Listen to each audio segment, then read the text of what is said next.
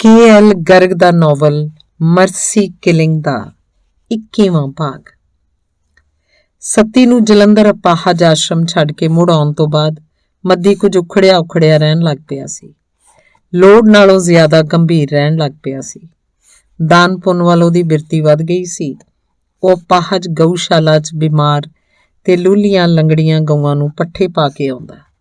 ਹਰ ਰੋਜ਼ ਪਾਠਸ਼ਾਲਾ ਵਾਲੇ ਮੰਦਰ ਜਾਂਦਾ। ਕਿਧਰੇ ਕੋਈ ਧਰਮ ਕਰਮ ਦਾ ਕੰਮ ਹੁੰਦਾ ਤਾਂ ਉਸ 'ਚ ਵੱਧ ਚੜ ਕੇ ਹਿੱਸਾ ਲੈਂਦਾ। ਕਿਸੇ ਨੇ ਉਹਨੂੰ ਮਾਤਾ ਚਿੰਤਪੁਰਨੀ ਦੀਆਂ ਚੌਂਕੀਆਂ ਭਰਨ ਦੀ ਸਲਾਹ ਦਿੱਤੀ ਤਾਂ ਉਹ 7 ਚੌਂਕੀਆਂ ਭਰ ਕੇ ਆਇਆ। ਲਗਾਤਾਰ ਹਰ ਮਹੀਨੇ ਸਕੂਲ 'ਚ ਗਰੀਬ ਮੁੰਡਿਆਂ ਕੁੜੀਆਂ ਨੂੰ ਵਾਧੂ ਸਮੇਂ 'ਚ ਮੁਫਤ ਪੜ੍ਹਾਉਂਦਾ। ਉਹਨਾਂ ਦੀਆਂ ਹੋਰ ਲੋੜਾਂ ਵੱਲ ਵੀ ਉਚੇਚਾ ਧਿਆਨ ਦਿੰਦਾ। ਉਹ ਸਾਰੀਆਂ ਗੱਲਾਂ ਖੁਦ ਵੀ ਮੈਨੂੰ ਦੱਸਦਾ ਤੇ ਉਹਦੇ ਕਈ ਸਾਥੀ ਵੀ ਮੈਨੂੰ ਇਹਨਾਂ ਗੱਲਾਂ ਦੀ ਜਾਣਕਾਰੀ ਲਗਾਤਾਰ ਦਿੰਦੇ ਰਹਿੰਦੇ। ਜਦ ਕਦੀ ਵੀ ਅਸੀਂ ਮਿਲਦੇ ਉਹ ਆਪ ਵੀ ਦੱਸਦਾ, ਭਰਾ ਜੀ ਇਹ ਜੀਵਨ ਹੈ ਕਿ ਨਿਰਾ ਪਾਣੀ ਦਾ ਬੁਲਬੁਲਾ, ਭੋਰਾ ਕ ਹਵਾ ਨਿਕਲ ਜਾਏ ਬੰਦਾ ਕੱਖਾਂ ਤੋਂ ਵੀ ਹੌਲਾ ਹੋ ਜਾਂਦਾ ਹੈ। ਦਾਨ ਪੁੰਨ ਨਾਲ ਜਾਣਾ, ਬਾਕੀ ਸਭ ਕੁਝ ਇੱਥੇ ਹੀ ਰਹਿ ਜਾਣਾ। ਬੰਦਾ ਨਾ ਕੁਛ ਨਾਲ ਲੈ ਕੇ ਆਇਆ ਸੀ, ਨਾ ਕੁਛ ਲੈ ਕੇ ਜਾਊਗਾ। ਭਰੇ ਭੜੋਲੇ ਸਭ ਇੱਥੇ ਹੀ ਪਏ ਦੇ ਪਏ ਰਹਿ ਜਾਣਗੇ। ਉਹ ਪ੍ਰਚਾਰਕਾਂ ਵਾਂਗ ਪ੍ਰਵਚਨ ਕਰਦਾ ਆਖਦਾ, ਬਦੀ ਤੈਨੂੰ ਮੌਤ ਤੋਂ ਡਰ ਤਾਂ ਨਹੀਂ ਲੱਗਣ ਲੱਗ ਪਿਆ? ਕਿਹੋ ਜਿਹੀਆਂ ਡਿੱਗੀਆਂ ਢਈਆਂ ਗੱਲਾਂ ਕਰਨ ਲੱਗ ਪਿਆ। ਮੈਂ ਇੱਕ ਦਿਨ ਉਹ ਤੋਂ ਸਹਿਵਨ ਹੀ ਪੁੱਛ ਲਿਆ। ਮੇਰਾ ਸਵਾਲ ਸੁਣ ਕੇ ਇੱਕ ਵਾਰੀ ਤਾਂ ਪਲ ਦੀ ਪਲ ਡੈਂਬਰ ਜਿਹਾ ਗਿਆ। ਸੁਸਤ ਜਿਹੀ ਆਵਾਜ਼ 'ਚ ਖਿਸਿਆਨੇ ਜਿਹੇ ਬੋਲ ਕੱਢਦਾ ਬੋਲਿਆ, ਮੌਤ ਦਾ ਡਰ? ਆਖ ਉਹ ਚੁੱਪ ਵੱਟ ਗਿਆ। ਇਹ ਦਾਨ ਪੁੰਨ ਦੀਆਂ ਗੱਲਾਂ, ਇਹ ਲੋਕ ਸੇਵਾ ਦਾ ਭਾਵ, ਅਗਲੇ ਪਿਛਲੇ ਜਨਮ ਦੀ ਸੋਚ। ਤੂੰ ਤਾਂ ਮਹਾ ਕੰਜੂਸ ਹੁੰਦਾ ਸੀ, ਪੰਜੀ ਨਹੀਂ ਸੀ ਕੱਢਦਾ ਹੁੰਦਾ। ਇੱਕਦਮ ਤੈਨੂੰ ਕੀ ਹੋ ਗਿਆ? ਤੇਰੇ ਅੰਦਰੋਂ ਇਹ ਝਰਨਾ ਕਿੱਥੋਂ ਫੁੱਟ ਪਿਆ? ਮੈਂ ਫੇਰ ਪੁੱਛਿਆ। ਮੈਨੂੰ ਤਾਂ ਭਰਾ ਜੀ ਜ਼ਿੰਦਗੀ ਦੇ ਇਸ ਭੇਦ ਦੀ ਸਮਝ ਹੀ ਹੋਣਾ ਹੀ ਆ। ਮੈਂ ਤਾਂ ਐਵੇਂ ਸਾਰੀ ਉਮਰ ਪਿੱਟ ਮਰਦਾ ਰਿਹਾ। ਇਹਨਾਂ ਕੁੱਤਿਆਂ ਲਈ ਢੋ ਢੁਆਈ ਕਰਦਿਆਂ ਐਵੇਂ ਪਿੱਠ ਦੂਰੀ ਕਰ ਲਈ। ਪਿਆ ਕੀ ਹੈ ਇਸ ਸਾਰੇ ਖਲਜਗਨ 'ਚ? ਮੈਂ ਮੌਤ ਦੀ ਗੱਲ ਕੀਤੀ ਸੀ, ਤੂੰ ਕੋਈ ਜਵਾਬ ਨਹੀਂ ਦਿੱਤਾ। ਮੈਂ ਫੇਰ ਉਹਨੂੰ ਕੁਰੇਦਿਆ। ਇਸ ਵਾਰ ਮੱਦੀ ਫਿੱਕਾ ਜਿਹਾ ਹੱਸਿਆ। ਮੌਤ ਤੋਂ ਤਾਂ ਹਰ ਕੋਈ ਡਰਦਾ ਭਰਾ, ਮੈਂ ਕਿਹੜਾ ਕਿਸੇ ਵੱਖਰੇ ਮਸਾਲੇ ਦਾ ਬਣਿਆ ਹੋਇਆ। ਪਰ ਇਹ ਵੀ ਸੱਚ ਹੈ ਕਿ ਇਹ ਇੱਕ ਦਿਨ ਆਉਣੀ ਹੀ ਆਉਣੀ ਹੈ। ਇਹ ਤੋਂ ਨੱਠ ਕੇ ਬੰਦਾ ਕਿੱਥੇ ਜਾ ਸਕਦਾ ਹੈ? ਉਹ ਤਾਂ ਅਮਰਨਾਥ ਦੀ ਇਕਾਂਤ ਗੁਫਾ 'ਚ ਲੁਕੇ ਕਬੂਤਰਾਂ ਨੂੰ ਵੀ ਨਹੀਂ ਛੱਡਦੀ। ਆਪਾਂ ਕਿੱਥੇ ਲੁਕ ਜਾਾਂਗੇ ਇਹ ਤੋਂ ਭੱਜ ਕੇ? ਉਹ ਭਰਾ ਮੌਤ ਤੋਂ ਡਰ ਜਿਹਾ ਤਾਂ ਲੱਗਦਾ ਹੀ ਰਹਿੰਦਾ। ਤੁਸੀਂ ਨਹੀਂ ਡਰਦੇ? ਮੈਨੂੰ ਉਹਦੇ ਕੀਤੇ ਪਲਟਵਾਰ ਦਾ ਇੱਕਦਮ ਕੋਈ ਜਵਾਬ ਨਹੀਂ ਸੀ ਔੜਿਆ। ਦੇਖ ਲਓ, ਤੁਹਾਡੇ ਜਿਹੇ ਗੁਣੀ ਗਿਆਨੀ ਬੰਦੇ ਕੋਲ ਵੀ ਇਸ ਸਵਾਲ ਦਾ ਜਵਾਬ ਹੈ ਨਹੀਂ। ਆਖੋ ਹੱਸ ਪਿਆ ਸੀ। ਨਹੀਂ, ਇਹ ਗੱਲ ਨਹੀਂ, ਮੈਨੂੰ ਹਾਲੇ ਵੀ ਕੋਈ ਜਵਾਬ ਨਹੀਂ ਸੀ ਸੁੱਝ ਰਿਹਾ। ਮੱਦੀ ਚਾਈ ਇਸ ਤਬਦੀਲੀ ਕਾਰਨ ਮੇਰੀਆਂ ਮੁਸ਼ਕਲਾਂ ਕੁਝ ਘਟ ਗਈਆਂ ਸੀ। ਉਹ ਬਹੁਤ ਜੋਸ਼ ਨਾਲ ਸੱਤੀ ਦੀ ਦੇਖਭਾਲ ਕਰਨ ਲੱਗ ਪਿਆ ਸੀ। ਉਹ ਹਰ ਮਹੀਨੇ ਪਹਿਲੀਆਂ ਤਰੀਕਾਂ 'ਚ ਜਲੰਧਰ ਅਪਾਹਜ ਆਸ਼ਰਮ ਜਾਂਦਾ। ਸਹਾਇਕ ਮੈਨੇਜਰ ਅਸ਼ੋਕ ਕੁਮਾਰ ਤੋਂ ਸੱਤੀ ਬਾਰੇ ਪਤਾ ਲੈਂਦਾ, ਸੱਤੀ ਨੂੰ ਮਿਲਦਾ, ਉਹਦੀ ਦੁੱਖ ਤਕਲੀਫ ਪਤਾ ਕਰਦਾ ਤੇ ਮੁੜ ਆਉਂਦਾ। ਆ ਕੇ ਮੈਨੂੰ ਸੱਤੀ ਦੀ ਇੱਕ ਗੱਲ ਦੱਸਦਾ, ਭਰਾ ਜੀ ਸੱਤੀ ਵਾਕਰ ਦੀ ਮਦਦ ਨਾਲ ਥੋੜਾ ਤੁਰਨ ਦੀ ਕੋਸ਼ਿਸ਼ ਕਰਨ ਲੱਗ ਪਿਆ। ਹੁਣ ਹੌਲੀ ਤੁਰ ਕੇ ਗੇਟ ਤੱਕ ਆ ਜਾਂਦਾ ਹੈ। ਜੇ ਇਸੇ ਤਰ੍ਹਾਂ ਕੋਸ਼ਿਸ਼ ਕਰਦਾ ਰਿਹਾ ਤਾਂ ਹੌਲੀ ਤੁਰਨ ਵੀ ਲੱਗ ਪਊਗਾ। ਉਹਦੀ ਲੱਤ ਤੇ ਲਗਾਏ ਸ਼ਿਕੰਜੇ ਦਾ ਕੀ ਬਣਿਆ? ਮੈਂ ਪੁੱਛ ਲਿਆ ਸੀ। ਉਹ ਤਾਂ ਡਾਕਟਰਾਂ ਨੇ ਕੱਦਾ ਲਾਤਾ। ਹੁਣ ਉਹਦੀ ਲੱਤ ਬਹੁਤ ਠੀਕ ਆ। ਉਹ ਥੋੜਾ ਲੰਗੜਾ ਕੇ ਤੁਰਨ ਲੱਗ ਪਿਆ।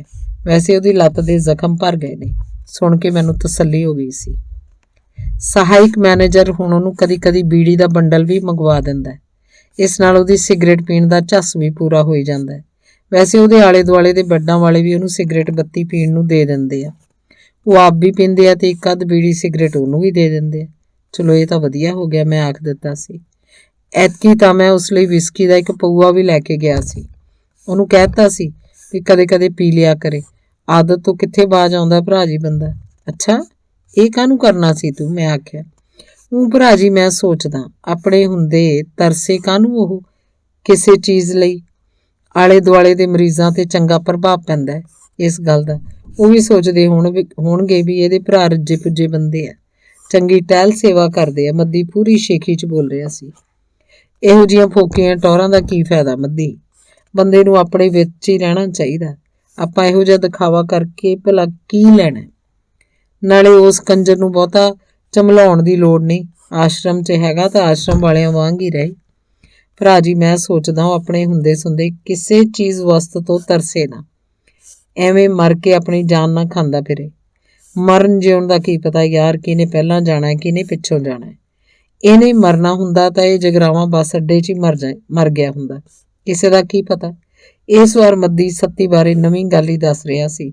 ਜਦੋਂ ਐਤਕੀ ਉਹਨੂੰ ਮਿਲਣ ਗਿਆ ਤਾਂ ਸੱਤੀ ਆਪਣੇ ਬੈੱਡ ਤੋਂ ਤੇ ਬੈਠਾ ਭਾਣਜੀ ਕੱਢੀ ਬੈਠਾ ਸੀ। ਇਹ ਕੀ ਹੋਏ? ਮੱਦੀ ਨੇ ਪੁੱਛਿਆ ਸੀ। ਸੱਤੀ ਤਾਂ ਕੁਛ ਨਹੀਂ ਬੋਲਿਆ, ਪਰ ਉਹਦੇ ਆਲੇ ਦੁਆਲੇ ਦੇ ਬੈੱਡਾਂ ਵਾਲੇ ਬੋਲ ਪਏ। ਉਹਨਾਂ ਦੇ ਬੋਲ ਇਉਂ ਸੀ ਜਿਵੇਂ ਉਹ ਸੱਤੀ ਪ੍ਰਤੀ ਰਸ਼ਕ ਨਾਲ ਭਰੇ ਪਏ ਹੋਣ। ਬਾਊ ਜੀ, ਇਹ ਹੁਣ ਕਮਾਈ ਕਰਨ ਲੱਗ ਪਿਆ, ਹੁਣ ਇਹਨੂੰ ਕਾਹਦੀ ਫਿਕਰ ਹੈ? ਇੱਕ ਜਣਾ ਬੋਲਿਆ। ਕਮਾਈ? ਕਾਹਦੀ ਕਮਾਈ? ਮੱਦੀ ਨੇ ਹੈਰਾਨੀ ਨਾਲ ਪੁੱਛਿਆ ਸੀ। ਇਹ ਜੀ ਅੱਖ ਬਚਾ ਕੇ ਬਾਹਰਲੇ ਗੇਟ ਕੋਲ ਚਲਾ ਜਾਂਦਾ ਹੈ, ਉੱਥੇ ਆਪਣੀ ਲੱਤ ਦਿਖਾ ਲੰਘਦਿਆਂ ਵੜਦਿਆਂ ਤੋਂ ਪੈਸੇ ਮੰਗੀ ਜਾਂਦਾ ਹੈ।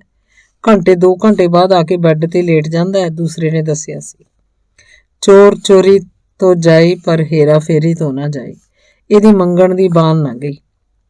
ਜਦ ਸਭ ਕੁਝ ਮਿਲੀ ਜਾਂਦਾ ਇੱਥੇ, ਫਿਰ ਇਹ ਕੁੱਤਾ ਕਮਾਮ ਨਾ ਕਰਨ ਦੀ ਕੀ ਲੋੜ ਹੈ? ਮੱਦੀ ਤੋਂ ਕਹਿ ਹੋ ਗਿਆ ਸੀ। ਵਹਿੰਦੀ ਗੰਗਾ 'ਚ ਵੀ ਹੱਥ ਧੋਈ ਜਾਂਦਾ ਹੈ ਬਾਊ ਜੀ, ਉਹਨਾਂ ਪੈਸਿਆਂ ਨਾਲ ਅਸੀਂ ਬੀੜੀ ਬੱਤੀ ਮੰਗਵਾ ਲੈਂਦੇ ਹਾਂ, ਛੋਟੀਆਂ ਮੋਟੀਆਂ ਹੋਰ ਲੋੜਾਂ ਪੂਰੀਆਂ ਕਰ ਲੈਂਦੇ ਹਾਂ, ਤੀਸਰੇ ਨੇ ਦੱਸਿਆ।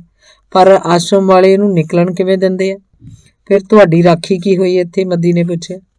ਬਸ ਇੱਥੇ ਰੱਬ ਹੀ ਰਾਖਾ ਬਾਊ ਜੀ, ਸਾਡੇ ਲਈ ਇੰਨਾ ਹੀ ਬਹੁਤ ਹੈ ਕਿ ਸਿਰ ਤੇ ਛੱਤ ਹੈਗੀ ਤੇ ਹੇਠਾਂ ਬੈੱਡ ਆ। ਉਹ ਘਰਦਿਆਂ ਨੇ ਤਾਂ ਸਾਨੂੰ ਸੜਕ ਤੇ ਸੌਣ ਲਈ ਧੱਕਤਾ ਸੀ, ਖਾਣ ਪੀਣ ਨੂੰ ਚੰਗਾ ਮਿਲੀ ਜਾਂਦਾ, ਹੋਰ ਇਸ ਉਮਰ 'ਚ ਸਾਨੂੰ ਕੀ ਚਾਹੀਦਾ? ਇੱਕ ਵੱਡੀ ਉਮਰ ਦੇ ਅਪਾਹਜ ਬੰਦੇ ਨੇ ਬੜੀ ਆਜਜ਼ੀ ਜਿਹੀ ਨਾਲ ਆਖਿਆ ਸੀ। ਮੱਦੀ ਸਹਾਇਕ ਮੈਨੇਜਰ ਨੂੰ ਇਸ ਮਸਲੇ ਬਾਰੇ ਮਿਲਿਆ ਸੀ। ਉਹਨੇ ਪੈਰਾਂ ਤੇ ਪਾਣੀ ਨਾ ਪੈਣ ਦਿੱਤਾ। ਆਖੇ, ਬਾਊ ਜੀ, ਗੇਟ ਤੇ ਤਾਂ ਪਹਿਰਾ ਹੁੰਦਾ 24 ਘੰਟੇ, ਇੱਥੇ ਤਾਂ ਝਿੜੀ ਨਹੀਂ ਫਟਕ ਸਕਦੀ, ਇਹ ਬਾਹਰ ਕਿਵੇਂ ਨਿਕਲ ਜਾਂਦਾ ਹੈ? ਫਿਰ ਵੀ ਅਸੀਂ ਅੱਗੇ ਤੋਂ ਧਿਆਨ ਰੱਖਾਂਗੇ, ਤੁਸੀਂ ਸਾਡੇ ਹੁੰਦਿਆਂ ਕੋਈ ਫਿਕਰ ਨਾ ਕਰਨਾ। ਆਖ ਉਸ ਗੱਲ ਮੁਕਾਤੀ ਸੀ। ਉਸ ਨਾਲ ਫਾਲਤੂ ਬਹਿਸਬਾਜ਼ੀ ਦੀ ਜ਼ਰੂਰਤ ਹੀ ਨਹੀਂ ਸੀ। ਮੱਦੀ ਆਉਂਦੇ ਹੋਏ ਸੱਤੀ ਨੂੰ 50 ਦਾ ਨੋਟ ਦੇ ਕੇ ਆਇਆ। ਉਹਨੇ ਨੋਟ ਇਉਂ ਖਿੱਚਿਆ ਜਿਵੇਂ ਕਾਂ ਸੀਂਢ ਨੂੰ ਪੈਂਦਾ ਹੈ। ਇਸ ਗੱਲੋਂ ਮੈਂ ਮੱਦੀ ਨਾਲ ਨਾਰਾਜ਼ ਹੋਇਆ ਸੀ। ਜਦ ਉੱਥੇ ਉਹਦੀਆਂ ਸਾਰੀਆਂ ਲੋੜਾਂ ਪੂਰੀਆਂ ਹੋ ਜਾਂਦੀਆਂ, ਸਭ ਕੁਝ ਤਾਂ ਮਿਲੀ ਜਾਂਦਾ ਹੈ, ਫਿਰ ਇਹੋ ਜਿਹੀ ਸ਼ੇਖੀ ਦਿਖਾਉਣ ਦੀ ਕੀ ਲੋੜ ਸੀ ਭਲਾ? ਮੈਂ ਗੁੱਸੇ ਜਿਹੇ ਨਾਲ ਮੱਦੀ ਨੂੰ ਆਖਿਆ ਸੀ। ਭਰਾ ਜੀ, ਪੈਸਾ ਜੇਬ 'ਚ ਹੋਵੇ ਤਾਂ ਬੰਦਾ ਉਹੀ ਹੌਸਲੇ 'ਚ ਰਹਿੰਦਾ, ਹਵਾ 'ਚ ਉੱਡਿਆ ਫਿਰਦਾ। ਪੈਸੇ ਹੋਣ ਦਾ ਤਾਂ ਅਹਿਸਾਸ ਵੀ ਹੋਵੇ ਤਾਂ ਬੰਦਾ ਕਿਸੇ ਦੇ ਲੈਣ ਦਾ ਨਹੀਂ ਹੁੰਦਾ। ਉਂਝ 50 ਰੁਪਏ ਹੁੰਦੇ ਕੀ ਹੈ ਅੱਜ ਕੱਲ੍ਹ? ਸੱਤੀ ਦੀ ਉਹਨਾਂ ਪਾਜਾਂ 'ਚ ਟੌਰ ਬਣੀ ਰਹੂ, ਮੱਦੀ ਨੇ ਹੱਸ ਕੇ ਆਖਿਆ ਸੀ। ਨਾਲੇ ਤੇਰੀ ਫੋਕੀ ਟੌਰ ਬਣ ਜੂ ਉਹਨਾਂ ਪਾਜ ਲੋਕਾਂ 'ਚ ਕਿ ਸੱਤੀ ਦੇ ਭਰਾ ਖਾਂਦੇ ਪੀਂਦੇ ਬੰਦੇ ਆ। ਇਹੀ ਗੱਲ ਹੈ ਨਾ? ਫੋਕੀ ਟੌਰ ਦੀ ਤਾਂ ਮਾਰੀਓ ਪਈ ਆ ਦੁਨੀਆ, ਐਵੇਂ ਫੁਕਰੇਬਾਜ਼ੀ। ਮੈਨੂੰ ਅੰਤਾਂ ਦਾ ਗੁੱਸਾ ਚੜ੍ਹ ਗਿਆ ਸੀ। ਮੱਦੀ ਮੇਰੀਆਂ ਝਿੜਕਾਂ ਸੁਣ ਕੇ ਵੀ ਦੰਦੀਆਂ ਜਿਹੀਆਂ ਕੱਢਦਾ ਰਿਹਾ। ਮੈਂ ਤਾਂ ਭਰਾ ਜੀ ਤੁਹਾਨੂੰ ਇੱਕ ਹੋਰ ਗੱਲ ਵੀ ਦੱਸਣੀ ਸੀ, ਤੁਸੀਂ ਤਾਂ 50 ਦਾ ਨੋਟ ਦੇਣ ਤੋਂ ਹੀ ਗੁੱਸੇ ਹੋ ਗਏ, ਮੱਦੀ ਨੇ ਸੰਗਦਿਆਂ ਆਖਿਆ ਸੀ। ਹੋਰ ਗੱਲ ਵੀ ਦੱਸ ਹੀ ਲੈ, ਸੰਗਦਾ ਕਾਹਤੋਂ ਆ? ਮੈਂ ਹੱਸ ਕੇ ਕਹਿਤਾ। ਮੱਦੀ ਪਲ ਦੀ ਪਲ ਚੁੱਪ ਰਿਹਾ, ਫਿਰ ਗਲਾ ਸਾਫ਼ ਕਰਕੇ ਖੰਗੂਰਾ ਜਿਹਾ ਮਾਰਦਿਆਂ ਕਹਿਣ ਲੱਗਾ, ਐਤਕੀ ਮੈਂ ਸੱਤੀ ਲਈ ਇੱਕ ਪਊਆ ਸ਼ਰਾਬ ਦਾ ਵੀ ਲੈ ਗਿਆ ਸੀ। ਪਊਆ ਫੜਦਿਆਂ ਉਹਦੀਆਂ ਅੱਖਾਂ ਵਿਚਲੀ ਖੁਸ਼ੀ ਭਰਾ ਜੀ ਦੇਖਣ ਵਾਲੀ ਸੀ, ਜਿਵੇਂ ਕਾਰੂ ਦਾ ਖਜ਼ਾਨਾ ਹੱਥ ਲੱਗ ਗਿਆ ਹੋਵੇ। ਪਊਏ ਵਾਲੀ ਗੱਲ ਸੁਣਦਿਆਂ ਹੀ ਮੈਨੂੰ ਚੱਕਰ ਆਉਣ ਵਾਲਾ ਹੋ ਗਿਆ ਸੀ। ਇਹ ਤੂੰ ਕੀ ਕੀਤਾ ਮੂਰਖਾ? ਸਿਆਣਾ ਬਿਆਣਾ ਹੈ, ਐਵੇਂ ਉਹਦੀ ਸੁੱਤੀ ਸਤਾ ਜਗਾ ਆਇਆ। ਮੰਜੇ ਤੇ ਪੈ ਜਾਣ ਕਾਰਨ ਮਸਾਂ ਹਟਿਆ ਸੀ ਵਿਆਹਦਾ ਤੋਂ, ਹੁਣ ਤੂੰ ਮੁੜ ਹੱਲਾ ਸ਼ਾਇਰੀ ਦੇ ਆਇਆ। ਆਸ਼ਰਮ ਵਾਲਿਆਂ ਨੂੰ ਪਤਾ ਲੱਗ ਗਿਆ ਤਾਂ ਉਹਨਾਂ ਨੇ ਕੱਢ ਕੇ ਬਾਹਰ ਮਾਰਨਾ। ਸਾਂਭੀ ਜਾਈ ਫਿਰ ਤੂੰ, ਮੇਰੇ ਕੋਲੋਂ ਨਾ ਹੁਣ ਕੋਈ ਆਸ ਰੱਖੀ। ਇਹ ਤਾਂ ਗੱਲ ਹੀ ਗਲਤ ਕੀਤੀ ਤੂੰ। ਮੈਂ ਭਰੇ ਪੀਤਿਆਂ ਕਈ ਕੁਝ ਕਹਿ ਗਿਆ, ਬਸ ਮੱਦੀ ਨੂੰ ਸਿੱਧੀਆਂ ਗਾਲਾਂ ਹੀ ਨਹੀਂ ਸੀ ਕੱਢੀਆਂ, ਉਹ ਕੋਈ ਕਸਰ ਵੀ ਬਾਕੀ ਨਹੀਂ ਸੀ ਛੱਡੀ। ਭਰਾ ਜੀ, ਪਤਾ ਨਹੀਂ ਕਿਉਂ ਮੈਨੂੰ ਇਉਂ ਲੱਗਿਆ ਵੀ ਅਸੀਂ ਸੱਤੀ ਨੂੰ ਚੀਜ਼ਾਂ ਵਸਤਾਂ ਵੱਲੋਂ ਜ਼ਿਆਦਾ ਹੀ ਤਰਸਾ ਰਹੇ ਹਾਂ। ਉਹਦੀ ਖੁਸ਼ੀ ਤੁਸੀਂ ਦੇਖੀ ਨਹੀਂ, ਦੇਖ ਲੈਂਦੇ ਤਾਂ ਤੁਸੀਂ ਵੀ ਕਹਿਣਾ ਸੀ ਵੀ ਮੱਦੀ ਨੇ ਠੀਕ ਕੀਤਾ ਸੀ। ਉਂਝ ਮੈਂ ਸਹਾਇਕ ਮੈਨੇਜਰ ਦੇ ਕੰਨ 'ਚ ਗੱਲ ਪਾਤੀ ਸੀ। ਉਹ ਵੀ ਕਹਿੰਦਾ ਸੀ, ਦੇਖੋ ਬਾਊ ਜੀ, ਅਸੀਂ ਇਹ ਚੀਜ਼ਾਂ ਸਪਲਾਈ ਨਹੀਂ ਕਰ ਸਕਦੇ ਪਾਜਾਂ ਨੂੰ, ਆਸ਼ਰਮ ਦਾ ਵੀ ਕੋਈ ਰੱਖ ਰਖਾਓ, ਕੋਈ ਤੌਰ ਤਰੀਕਾ ਹੁੰਦਾ, ਸਾਨੂੰ ਉਹਦਾ ਨਾਂ ਚਾਹੁੰਦੇ ਹੋਏ ਵੀ ਪਾਲਣ ਕਰਨਾ ਪੈਂਦਾ। ਕਦੀ ਕਦਾਈ ਦੀ ਤਾਂ ਕੋਈ ਗੱਲ ਨਹੀਂ, ਤੁਸੀਂ ਵੀ ਇਹਨੂੰ ਰੂਟੀਨ ਨਾ ਬਣਾ ਲੈਣਾ, ਫਿਰ ਮਰੀਜ਼ ਨੂੰ ਸਾਡੇ ਲਈ ਸਾਂਭਣਾ ਔਖਾ ਹੋ ਜੂ। ਮੱਦੀ, ਕੋਈ ਅਕਲ ਦੀ ਗੱਲ ਕਰਿਆ ਕਰ। ਮੈਂ ਨਹੀਂ ਚਾਹੁੰਦਾ ਕਿ ਆਪਣੇ ਭੋਰਾ ਹੋਛੇ ਪਾਉਣ ਕਾਰਨ ਸੱਤੀ ਵਾਲੀ ਬਿਮਾਰੀ ਮੁੜ ਆਪਣੇ ਗਾਲਾ ਪਵੇ। ਮਸਾ ਖਹਿੜਾ ਛੁੱਟਿਆ ਆਪਣਾ। ਮੈਂ ਹਾਲੇ ਵੀ ਗੁੱਸੇ 'ਚ ਹੀ ਸੀ। ਕੋਈ ਨਹੀਂ ਭਰਾ ਜੀ, ਕੋਈ ਨਹੀਂ, ਅੱਗੇ ਨੂੰ ਮੈਂ ਖਿਆਲ ਰੱਖੂ। ਆਖ ਮੱਦੀ ਚਲਾ ਗਿਆ। ਮੱਦੀ ਦੀ ਸੇਵਾ ਮੁਕਤੀ ਵੀ ਨੇੜੇ ਹੀ ਸੀ, ਇਸ ਕਰਕੇ ਬਹੁਤ ਤੰਗ ਹੀ ਸੀ। ਗੱਲ ਤੇ ਕਹਿੰਦਾ ਸੀ, ਭਰਾ ਜੀ ਚਲੋ ਰਿਟਾਇਰ ਹੋ ਜਾਾਂਗੇ, ਵਾਹਵਾ ਪੈਸਾ ਟਕਾ ਮਿਲ ਜੂ, ਚੰਗੀ ਪੈਨਸ਼ਨ ਮਿਲ ਜੂ। ਮੈਂ ਤਾਂ ਸੋਚ ਲਿਆ ਸਾਰੇ ਸਿਆਪੇ ਛੱਡ ਕੇ ਹੁਣ ਪੂਰਾ ਆਰਾਮ ਕਰਨਾ। ਸਾਰੀ ਉਮਰ ਤਾਂ ਐਵੇਂ ਖਲਜਗਨਾਂ 'ਚ ਹੀ ਲੰਘ ਗਈ ਆ, ਸੁੱਖ ਦਾ ਸਾਹ ਨਹੀਂ ਲੈ ਕੇ ਦੇਖਿਆ। ਪੈਨਸ਼ਨ ਤਾਂ ਮੁਲਾਜ਼ਮਾਂ ਦੀ ਦੂਜੀ ਪਤਨੀ ਹੁੰਦੀ ਆ, ਸੇਵਾ ਕਰਨ ਵਾਲੀ। ਪੈਨਸ਼ਨ ਪੁੱਤਾਂ ਵਾਂਗ ਹੀ ਹੁੰਦੀ ਹੈ। ਪੁੱਤ ਧੀ ਤਾਂ ਸੇਵਾ ਕਰਨ ਨਾ ਕਰਨ, ਪਰ ਪੈਨਸ਼ਨ ਰਿਟਾਇਰਡ ਬੰਦੇ ਦਾ ਪੂਰਾ ਖਿਆਲ ਰੱਖਦੀ ਆ। ਮਿਡਲ ਕਲਾਸ ਬੰਦਾ ਆਰਾਮ ਕਿੱਥੇ ਕਰ ਸਕਦਾ ਹੈ ਮੱਦੀ? ਰਿਟਾਇਰਮੈਂਟ ਤੋਂ ਬਾਅਦ ਕਈ ਹੋਰ ਭੂਤ ਆ ਚਿੰਬੜਦੇ ਆ ਬੰਦੇ ਨੂੰ। ਆਪਾਂ ਦੇਖਦੇ ਹੀ ਆ, ਤੇਰੇ ਮੇਰੇ ਨਾਲ ਰਿਟਾਇਰ ਹੋਏ ਬੰਦੇ ਹਾਲੇ ਵੀ 1000 2-2000 ਤੇ ਮਾਡਲ ਸਕੂਲਾਂ 'ਚ ਜੂਨ ਖਰਾਬ ਕਰਦੇ ਭੌਂਦੇ ਰਹਿੰਦੇ ਆ। ਪੁੱਛਣ ਤੇ ਮੂੰਹ ਢੈਲਾ ਜਿਹਾ ਬਣਾ ਕੇ ਕਹਿ ਦਿੰਦੇ ਆ, ਯਾਰ ਟਾਈਮ ਨਹੀਂ ਲੰਘਦਾ, ਘਰ ਬੈਠੇ ਆ। ਐਵੇਂ ਟਾਈਮ ਪਾਸ ਕਰਦੇ ਫਿਰਦੇ ਆ। ਫਿਰ ਹੁਣ ਇਸ ਉਮਰ 'ਚ ਧੱਕੇ ਖਾਣ ਨੂੰ ਭਲਾ ਕਿਹਦਾ ਜੀਅ ਕਰਦਾ ਹੈ? ਇਹ ਸਭ ਬਹਾਨੇ ਨੇ ਉਹਨਾਂ ਦੇ। ਆਰਾਮ ਇਹਨਾਂ ਨੇ ਕੀ ਕਰਨਾ ਹੈ? ਛੋਟੇ ਛੋਟੇ ਲਾਲਚਾਂ ਦੇ ਮਾਰੇ ਪਏ ਆ। ਇਹ ਆਪਾਂ ਨੂੰ ਹੀ ਧੋਖਾ ਨਹੀਂ ਦਿੰਦੇ, ਖੁਦ ਨੂੰ ਵੀ ਹਰ ਪਲ ਹਰ ਘੜੀ ਧੋਖਾ ਦਿੰਦੇ ਰਹਿੰਦੇ ਆ। ਨਹੀਂ ਆਪਾਂ ਨਹੀਂ ਭਰਾ ਜੀ, ਡੱਕਾ ਵੀ ਦੂਰਾ ਕਰਨਾ ਰਿਟਾਇਰ ਹੋ ਕੇ। ਦੋਵਾਂ ਜੀਆਂ ਦੀ ਪੈਨਸ਼ਨ ਹੀ ਨਹੀਂ ਮੁੱਕਣੀ, ਅਸੀਂ ਕੀ ਲੈਣਾ ਸਿੜੀ ਸਿਆਪੇ ਤੋਂ, ਮੱਦੀ ਬੋਲਿਆ। ਉਂਝ ਜਵਾਕਾਂ ਦੀਆਂ ਕਾਰਗੁਜ਼ਾਰੀਆਂ ਤੋਂ ਮੱਦੀ ਪਸਤ ਜਿਹਾ ਵੀ ਮਹਿਸੂਸ ਕਰ ਰਿਹਾ ਸੀ। ਜਦ ਕਦੀ ਵੀ ਉਹਦੇ ਟੱਬਰ ਦੀ ਗੱਲ ਚੱਲਦੀ ਤਾਂ ਹੌਕੇ ਜੇ ਭਰਨ ਲੱਗ ਪੈਂਦਾ, ਔਖਾ ਔਖਾ ਮਹਿਸੂਸ ਕਰਦਾ। ਤੂੰ ਤਾਂ ਯਾਰ ਹੁਣ ਇੰਨਾ ਪੁੰਨਦਾਨ ਕਰਦਾ ਹੈ, ਇੰਨੀ ਲੋਕ ਸੇਵਾ ਤੇ ਧਰਮ ਕਰਮ ਦੇ ਕੰਮ 'ਚ ਲੱਗਿਆ ਰਹਿਣਾ, ਪਰ ਫਿਰ ਵੀ ਤੇਰੇ ਮਨ ਦਾ ਕਲੇਸ਼ ਨਹੀਂ ਮੁੱਕਿਆ। ਇਹਨਾਂ ਚੀਜ਼ਾਂ ਨਾਲ ਕੋਈ ਧਰਵਾਸ ਨਹੀਂ ਮਿਲਦਾ? ਮੈਂ ਪੁੱਛਿਆ। ਭਰਾ ਜੀ ਇਹ ਵਕਤੀ ਆਹਰ ਨੇ, ਥੋੜੇ ਚਿਰ ਲਈ ਤਾਂ ਮਨ ਟਿਕ ਜਾਂਦਾ ਹੈ, ਪਰ ਫਿਰ ਉਹੀ ਹਾਲਤ ਹੋ ਜਾਂਦੀ ਹੈ। ਇਹ ਪੱਕਾ ਇਲਾਜ ਨਹੀਂ, ਮੱਦੀ ਕਹਿੰਦਾ। ਪੱਕਾ ਇਲਾਜ ਕਿਤੋਂ ਬਾਹਰੋਂ ਨਹੀਂ ਆਉਣਾ, ਇਹ ਤਾਂ ਇੱਥੋਂ ਅੰਦਰੋਂ ਹੀ ਨਿਕਲੂ। ਅੰਦਰਲੇ ਨੂੰ ਮਜ਼ਬੂਤ ਕਰਨਾ ਸਿੱਖ, ਬਾਹਰਲੇ ਕਾਰਜ ਕੁਛ ਨਹੀਂ ਕਰਦੇ, ਅੰਦਰਲੇ ਨੂੰ ਆਵਾਜ਼ ਮਾਰਿਆ ਕਰ। ਮੈਂ ਵੀ ਪਲ ਦੀ ਪਲ ਲਈ ਦਾਰਸ਼ਨਿਕ ਹੋ ਗਿਆ ਸੀ। ਕੋਸ਼ਿਸ਼ ਤਾਂ ਬਥੇਰੀ ਕਰਦਾ ਭਰਾ ਜੀ, ਪਰ ਇਹ ਜਵਾਕ ਮੇਰਾ ਬਣਿਆ ਬਣਾਇਆ ਘਰ ਇੱਕ ਹਲਕੇ ਜੇ ਠੁੱਡੇ ਨਾਲ ਹੀ ਢਹਿ ਢੇਰੀ ਕਰ ਦਿੰਦੇ ਆ। ਬਹੁਤੇ ਲੋਕ ਔਲਾਦ ਨੂੰ ਬਹੁਤ ਵੱਡੀ ਪ੍ਰਾਪਤੀ ਸਮਝਦੇ ਹੁੰਦੇ ਆ, ਪਰ ਮੇਰੇ ਲਈ ਇਹ ਪਛਤਾਵੇ ਤੋਂ ਵੱਧ ਕੁਝ ਸਾਬਿਤ ਨਹੀਂ ਹੁੰਦੇ। ਮੈਂ ਕੀ ਕਰਾਂ? ਬੋਲਦਾ ਬੋਲਦਾ ਮੱਦੀ ਉਦਾਸ ਹੋ ਜਾਂਦਾ। ਇੱਕ ਗੱਲ ਯਾਦ ਰੱਖਿਆ ਕਰ, ਜਦੋਂ ਜ਼ਿੰਦਗੀ ਦਾ ਪਹੀਆ ਬੰਦੇ ਤੋਂ ਖੁਦ ਨਾ ਘੁਮਾਇਆ ਜਾਂਦਾ ਹੋਵੇ, ਪੂਰਾ ਜ਼ੋਰ ਲਾ ਕੇ ਵੀ ਨਾ ਘੁੰਮਦਾ ਹੋਵੇ, ਤਾਂ ਇਸ ਨੂੰ ਆਪਣੀ ਮਰਜ਼ੀ ਨਾਲ ਘੁੰਮਣ ਲਈ ਛੱਡ ਦੇਣਾ ਚਾਹੀਦਾ ਹੈ। ਬਹੁਤਾ ਕਲਪਣ ਦੀ ਲੋੜ ਨਹੀਂ, ਖੁੱਲ੍ਹਾ ਛੱਡ ਕੇ ਬਹਿ ਜਾਣਾ ਚਾਹੀਦਾ ਆਰਾਮ ਨਾਲ। ਮੈਂ ਆਖਿਆ। ਉਹੀ ਤਾਂ ਕਰ ਰਿਹਾ ਭਰਾ ਜੀ ਮੈਂ ਹੁਣ, ਟੁੱਟੀ ਬੇੜੀ ਦੇ ਮਲਾਹ ਵਾਂਗ ਕੰਢੇ ਤੇ ਬੈਠਾ, ਚੁੱਪਚਾਪ ਡੁੱਬਰੀ ਬੇੜੀ ਨੂੰ ਦੇਖੀ ਜਾਣ ਤੋਂ ਸਿਵਾ ਮੇਰੇ ਕੋਲ ਚਾਰਾ ਵੀ ਕੀ ਹੈ। ਮੱਦੀ ਹੋਰ ਉਦਾਸ ਹੋ ਜਾਂਦਾ। ਚੱਲ ਛੱਡ, ਬਹੁਤੀ ਚਿੰਤਾ ਨਾ ਕਰਿਆ ਕਰ, ਕੋਈ ਵੱਡਾ ਰੋਗ ਨਾ ਲਾ ਲੈਂਦੇ ਇਹਨੂੰ।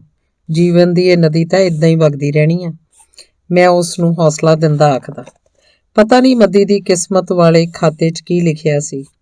ਜੋ ਕੁਝ ਉਹ ਸੋਚਦਾ, ਜੋ ਕੁਝ ਉਹ ਚਿਤਵਦਾ, ਕੁਦਰਤ ਐਨ ਉਹਦੇ ਉਲਟ ਕਰਦੀ। ਲੱਗਦਾ ਸੀ ਜਿਵੇਂ ਕੁਦਰਤ ਵੀ ਉਹਦੇ ਉਲਟ ਕੋਈ ਸਾਜ਼ਿਸ਼ ਹੀ ਰਚਦੀ ਰਹਿੰਦੀ ਹੋਵੇ। ਆਪਣੀ ਸੇਵਾ ਮੁਕਤੀ ਦਾ ਉਹਨੂੰ ਇੰਨਾ ਉਤਸ਼ਾਹ ਸੀ, ਇੰਨਾ ਜੋਸ਼ ਸੀ ਕਿ ਉਹ ਇਹਦੇ ਜ਼ਿਕਰ ਤੇ ਹੀ ਉੱਡਿਆ ਫਿਰਦਾ ਸੀ।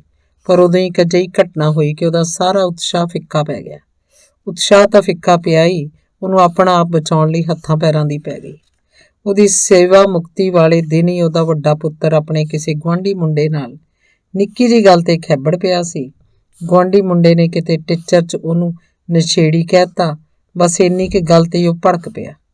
ਹੱਥੋਂ ਪਾਈ 'ਚ ਮੇਰੇ ਭਤੀਜੇ ਨੇ ਗੁਆਂਢੀ ਮੁੰਡੇ ਦੇ ਸਿਰ 'ਚ ਇੱਟ ਜੜਤੀ। ਉਹਦੇ ਸਿਰ ਦਾ ਮੋਗਰਾ ਖੁੱਲ੍ਹ ਗਿਆ। ਗੁਆਂਢੀ ਮੁੰਡਾ ਲਹੂ ਲੁਹਾਨ ਹੋ ਗਿਆ।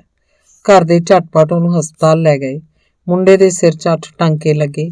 ਮੇਰਾ ਭਤੀਜਾ ਇੱਟ ਮਾਰ ਕੇ ਆਪ ਤਾਂ ਘੜੀ ਦੀ ਘੜੀ ਘਰੋਂ ਭੱਜ ਗਿਆ।